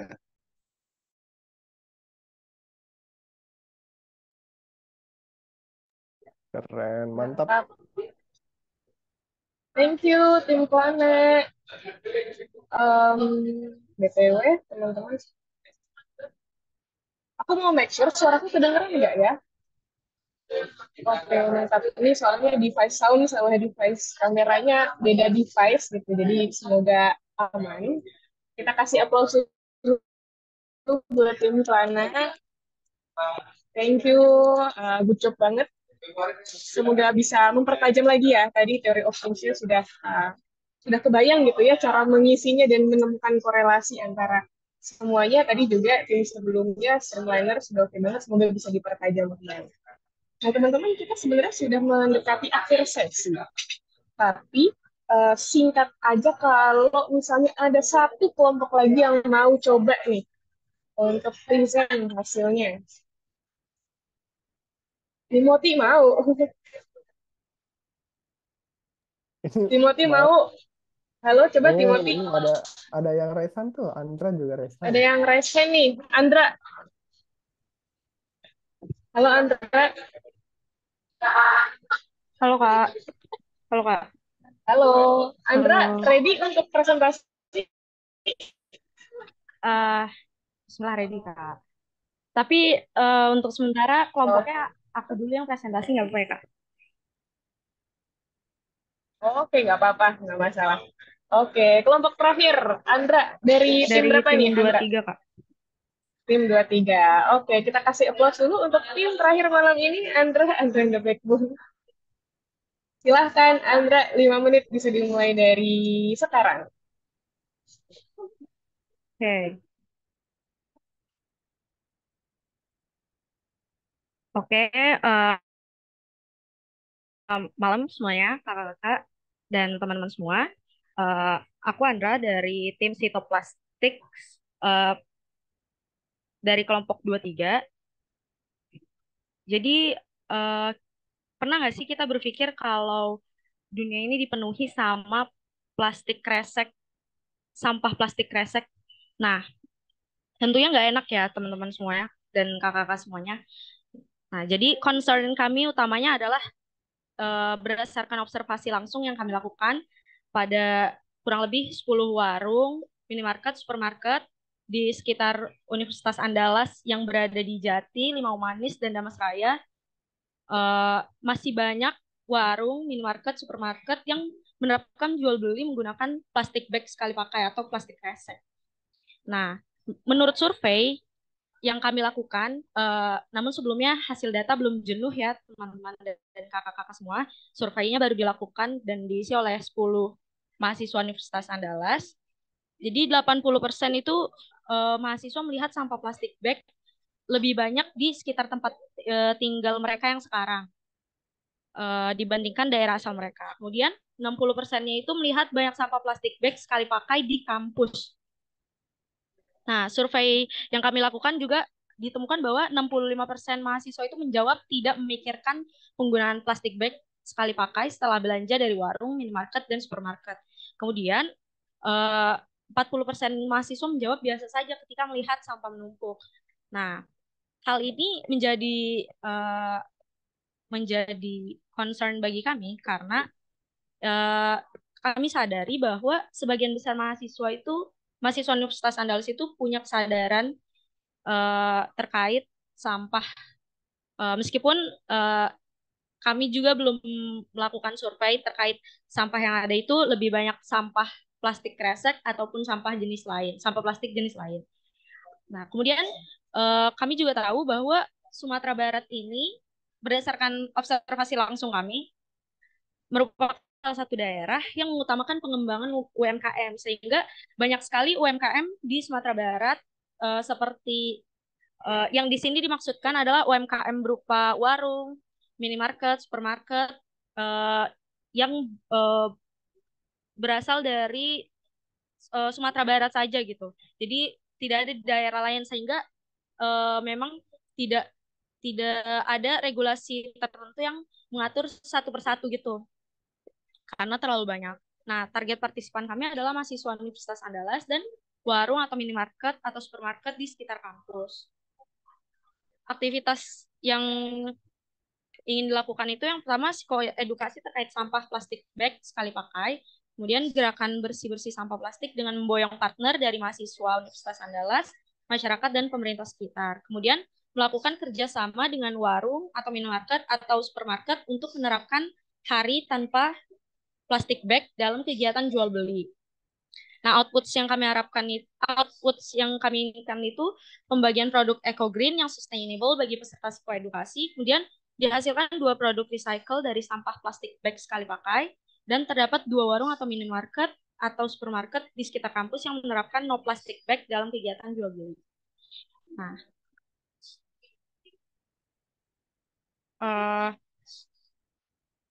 dampak yang kami harapkan itu adalah maaf, outcome yang kami harapkan adalah mahasiswa Universitas Andalas dan usaha seperti warung atau minimarket atau supermarket di sekitar kampus itu bisa menjadi inisiator atau bisa menginisiasi kegiatan belanja tanpa menggunakan plastik bag sekali pakai. Kemudian dampak yang diharapkan adalah meningkatkan kesadaran mahasiswa Universitas Andalas dalam penggunaan plastik bag sekali pakai, dan usaha seperti warung, minimarket, atau supermarket menerapkan dan meneruskan no plastic bag dalam kegiatan usahanya. Mungkin sekian penjelasan dari saya selaku perwakilan dari kelompok 23. Terima kasih kakak-kakak dan teman-teman semuanya. Oke, teman-teman kita kasih applause dulu buat Andra, tim 23. Apa nih nama kelompoknya, Andra? Stop plastik, tapi IC-nya diganti jadi satu kali. Jadi satu kali pakai.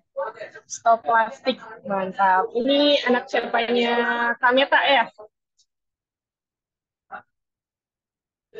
Oke, siap. Langsung saja kalau gitu aku persilahkan dari Mbak Leoni dulu atau mau dari Kak Jody dulu? Bebas gimana nih Mbak? Dirimu mau duluan? Sedikit ya, teman-teman. Thank you, Andra. Meskipun sendirian, kamu single fighter ya hari ini ya. Oke. Saya sih sebetulnya lebih concern-nya sama.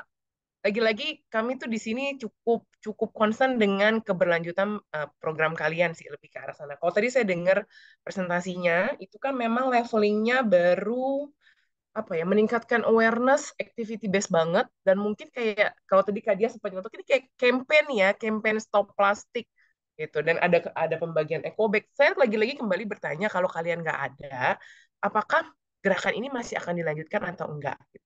Nah, Andra, saya boleh sharing sedikit ya apa yang dilakukan kami di Jakarta, terutama ya di kehidupan. Kalau sehari-hari itu di Jakarta hampir semua supermarket, minimarket, katakanlah saya sebut merek Indomaret, Alfamart itu sudah tidak ada yang pakai plastik. Ya, semua mewajibkan kami untuk bawa tas sendiri.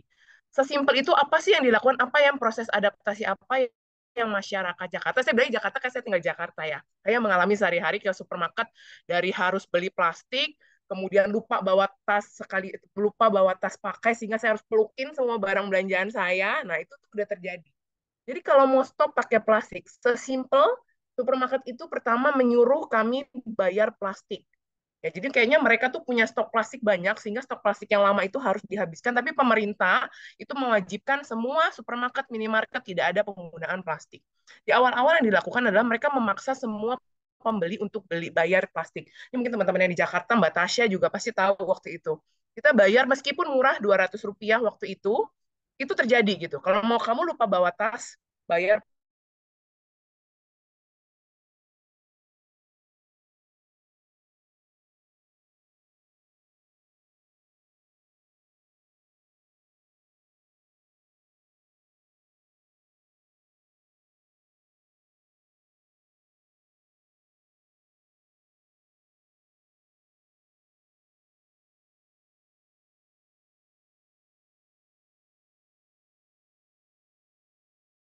tas untuk belanja. Gitu. Jadi maksud saya gini, saya mau bilang begini, bukan mau mengecilkan apa yang Andra dan tim lakukan, tapi kita bisa leveling up game-nya. Sesimpel itu loh untuk membuat orang-orang di sekitar kita untuk nggak pakai sampah plastik, nggak pakai plastik sekali pakai. Potong aja gitu dari supermarket dan minimarket. Tapi kan itu adalah kebijakan pemerintah.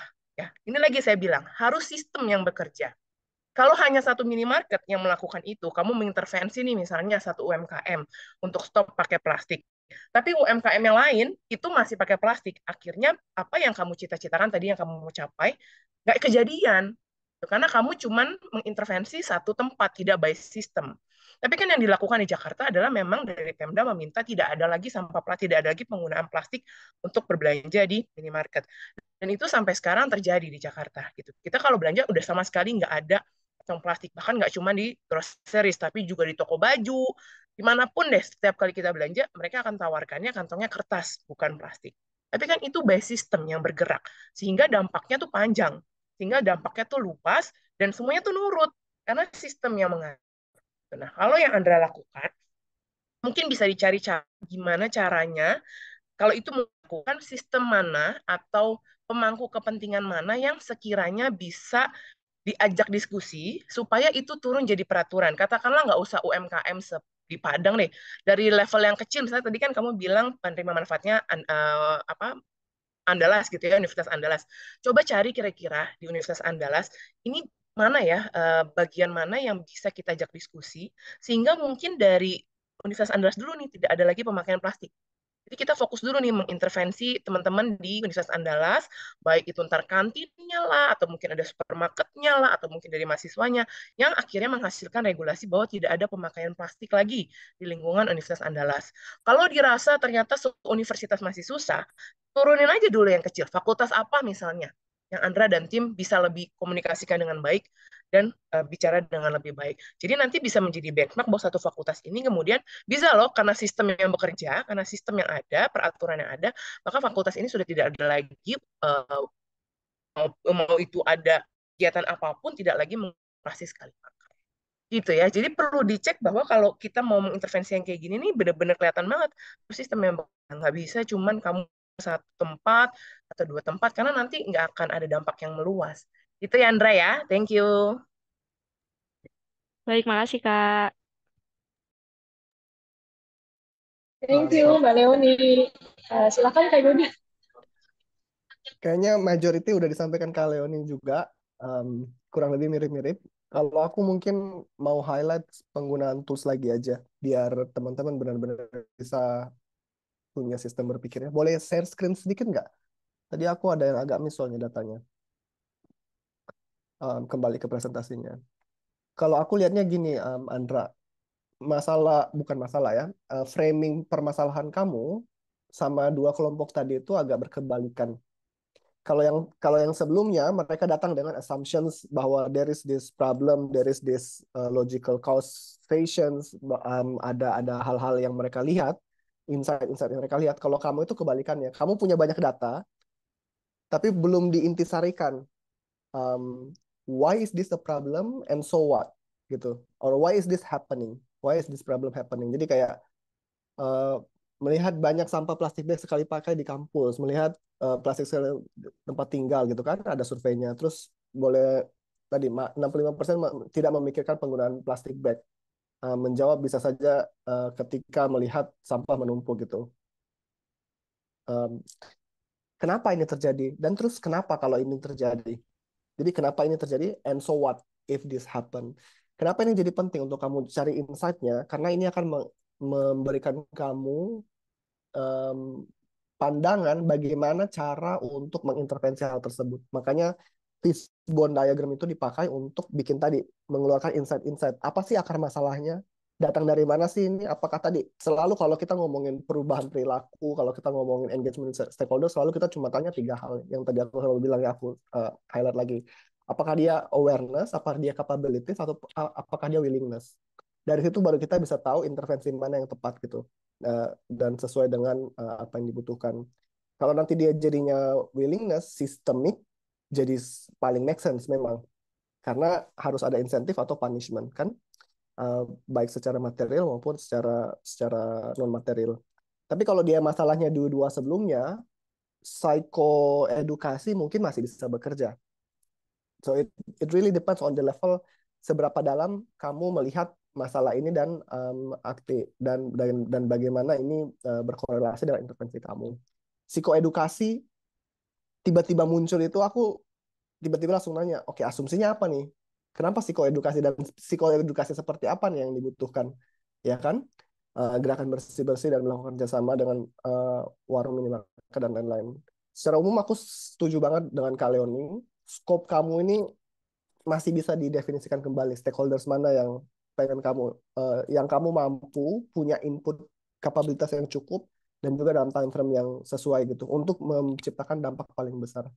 Terakhir dari aku, karena aku kehabisan waktu, boleh di next. Nah, output itu harus mencerminkan langsung hasil yang diharapkan dari aktivitasnya.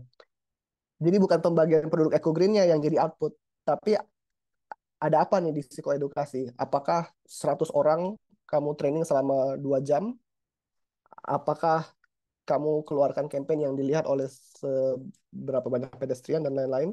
Sehingga output itu, teman-teman ini untuk semua teman-teman ya, output itu adalah hasil langsung, tidak mungkin tidak tercapai kalau teman-teman melakukan aktivitas tertentu, atau kalau dilakukan dengan benar tidak mungkin outputnya bukan tidak keluar. Misalnya kalau ada 10 orang di train, kalau kamu melakukan training kepada 10 orang, pasti 10 orang di train. Tapi pemahaman setelah training it's different, ya kan? Itu bukan output, itu outcome. Pembagian produk Eco Green itu bukan output dari aktivitas training psikoedukasi, tapi output dari kegiatan pembagian produk Eco Green. Kenapa ini penting untuk dikasih distinction? Karena nanti akan mempengaruhi logical, kita bilangnya logical causality. Ntar aku cari bahasa yang lebih sesuai. Tapi bagaimana memastikan bahwa aktivitas kamu itu benar-benar bisa kita, namanya ada proses falsifikasi atau pembenaran, membuktikan bahwa itu benar atau salah. Kalau outputnya ada yang lompat, outcome-nya juga pasti lompat, kamu nggak akan tahu nanti perubahan yang terjadi seperti apa. Kayaknya itu dari aku, terima kasih, tapi keren banget, this is fantastic presentation by the way, udah penuh dengan desain, semoga nanti bisa semakin keren. Thank you, Andra.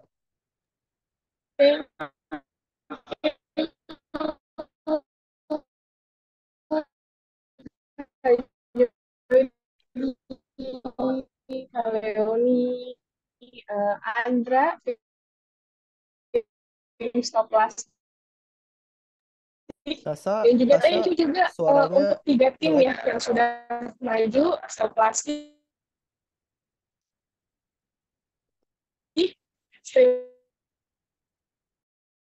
Minus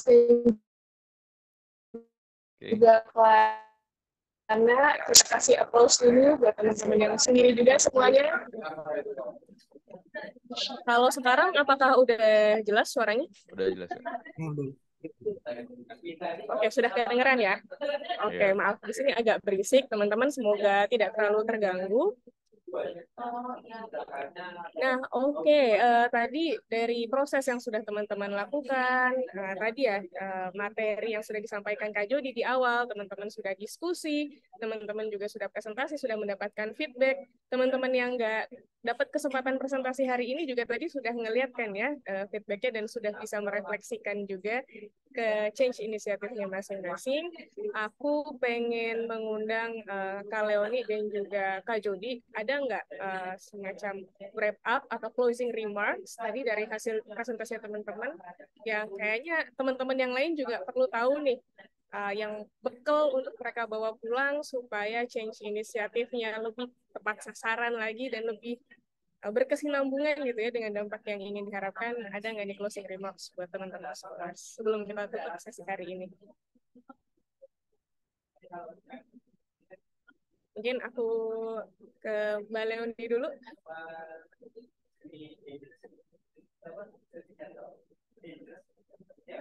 Mbak Leoni masih di mute.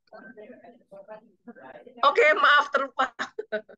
Oke, pertama-tama aku mau terima kasih dulu sama Kak Jody. Kak Jody, thank you so much. Ini sesi yang sangat menarik buat teman-teman tentunya, karena terkadang tuh beberapa kali kami melihat di Toronto Foundation bahwa teman-teman tuh langsung jump to conclusion gitu, tanpa benar-benar memahami ini tuh nariknya dari mana, akarnya dari mana, fondasinya dari mana, kemudian muncul ya tiba-tiba intervensi yang terkadang agak nggak nyambung dengan apa yang diangkat.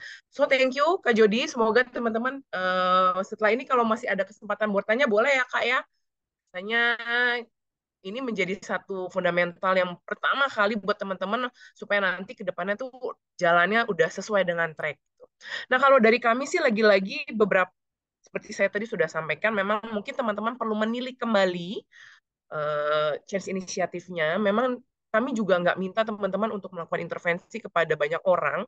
Lagi-lagi karena beberapa teman-teman seperti pengalaman kami tahun lalu tuh banyak yang mengira bahwa change inisiatif dianggap berhasil kalau intervensinya bisa ke 100 orang, 200 orang gitu, ingin mengubah se-Jogja atau se-Malang gitu. Nah, padahal nggak begitu-begitu amat. Ketika ada 5 orang gitu ya atau 10 orang yang teman-teman lihat ada komunitas yang isinya 10 orang rasanya bisa dibantu, diberikan intervensi kemudian berdampak, berkelanjutan dan terjadi perubahan yang baik, itu udah lebih dari cukup. Jadi nggak usah muluk-muluk mau ada isu se-Jakarta, kemudian teman-teman mau mengubah apa, ya itu rasanya nggak mungkin banget gitu ya. Nah, yang kedua adalah jangan lupa untuk memperhatikan sistem yang ada. Lagi-lagi seperti yang Tanato Foundation biasa lakukan adalah kita tuh harus kolaborasi lah. Nggak bisa jalan sendiri. Sama seperti TF, kalau kita sendirian nih tanpa bantuan Kak Natasha, Kak Raffi, Kak Jody, kita nggak mungkin nih LO-nya bisa kayak gini.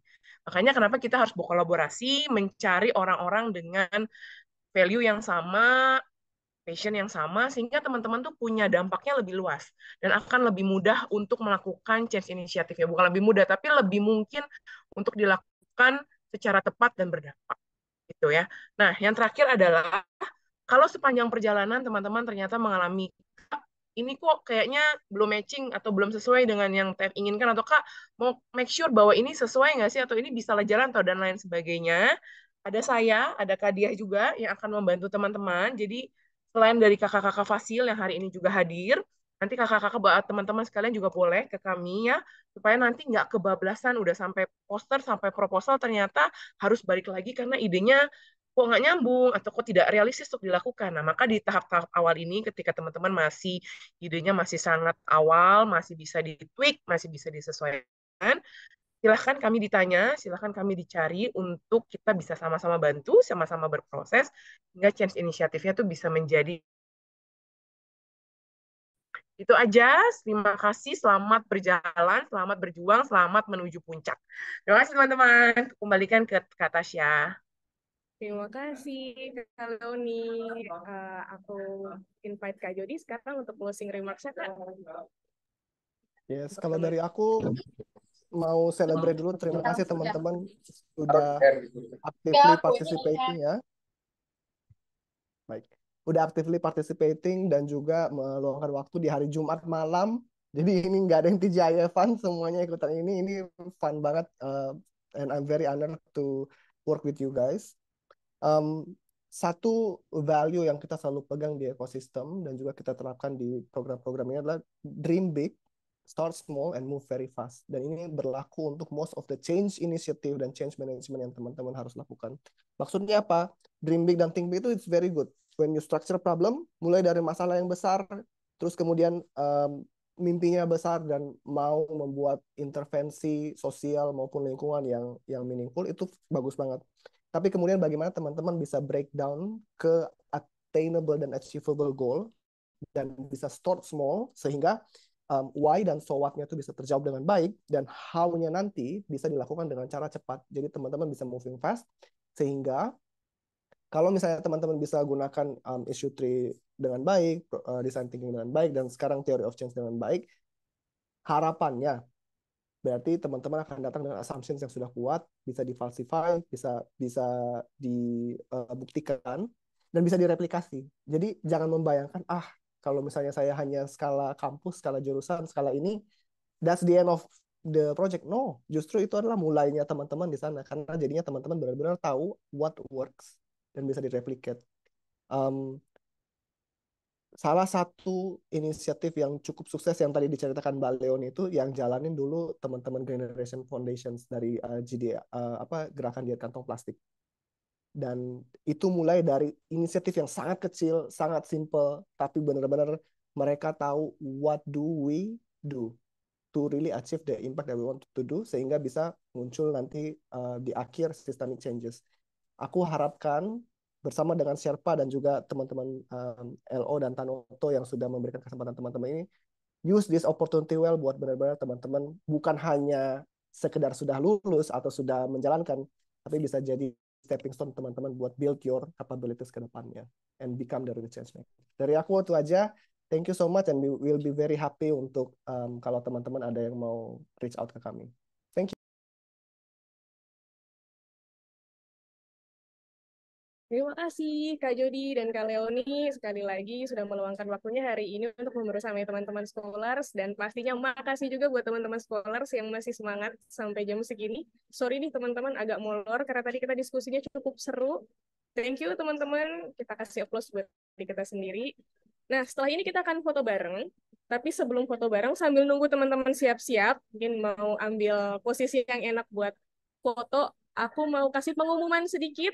Kak Raffi, aku boleh dibantu share screen untuk pengumuman ke teman-teman scholars. Sambil siap-siap open cam ya, teman-teman yang bisa open cam. What's next abis ini? Nah, silahkan teman-teman dilengkapi lagi theory of change-nya. Guideline-nya ada di grup monitoring jurnal. Jadi dilengkapi tadi ya, di grup monitoring jurnal itu kan ada profil kelompok, terus ada change inisiatif, gambarannya yang mau dilakukan seperti apa. Terus ada root cause analysis, diisi sampai theory of change, dilengkapi, dikerjakan. Nah, terutama teman-teman yang tadi belum berkesempatan ya untuk presentasi supaya kita bisa review secara berkala nih teman-teman progresnya gimana. Nanti kita akan sediakan linknya untuk teman-teman upload per kelompok satu aja, satu dokumen. Nanti linknya akan kita sediakan di LMS jadi teladan.id dan bisa teman-teman kumpulkan maksimal di Jumat depan. Oke, dicatat ya teman-teman, di screenshot dan di reminder untuk teman-teman satu timnya supaya minggu depan sudah mulai bisa melengkapi ini. Next, Kak Raffi.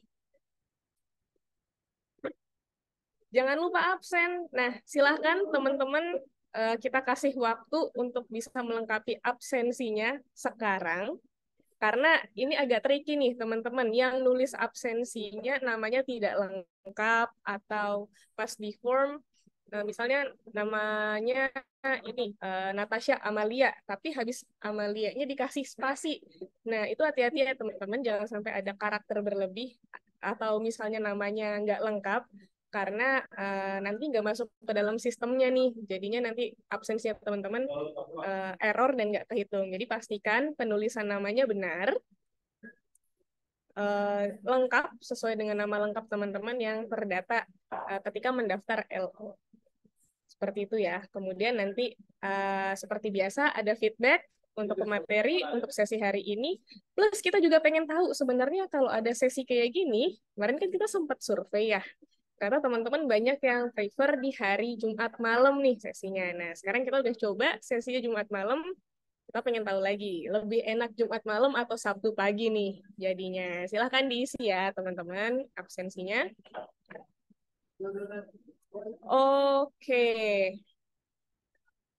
Kalau gitu kayaknya kita bisa foto bareng sekarang ya, Kak Raffi ya. Yuk, yuk teman-teman, kita open cam, kita foto bareng dulu semuanya.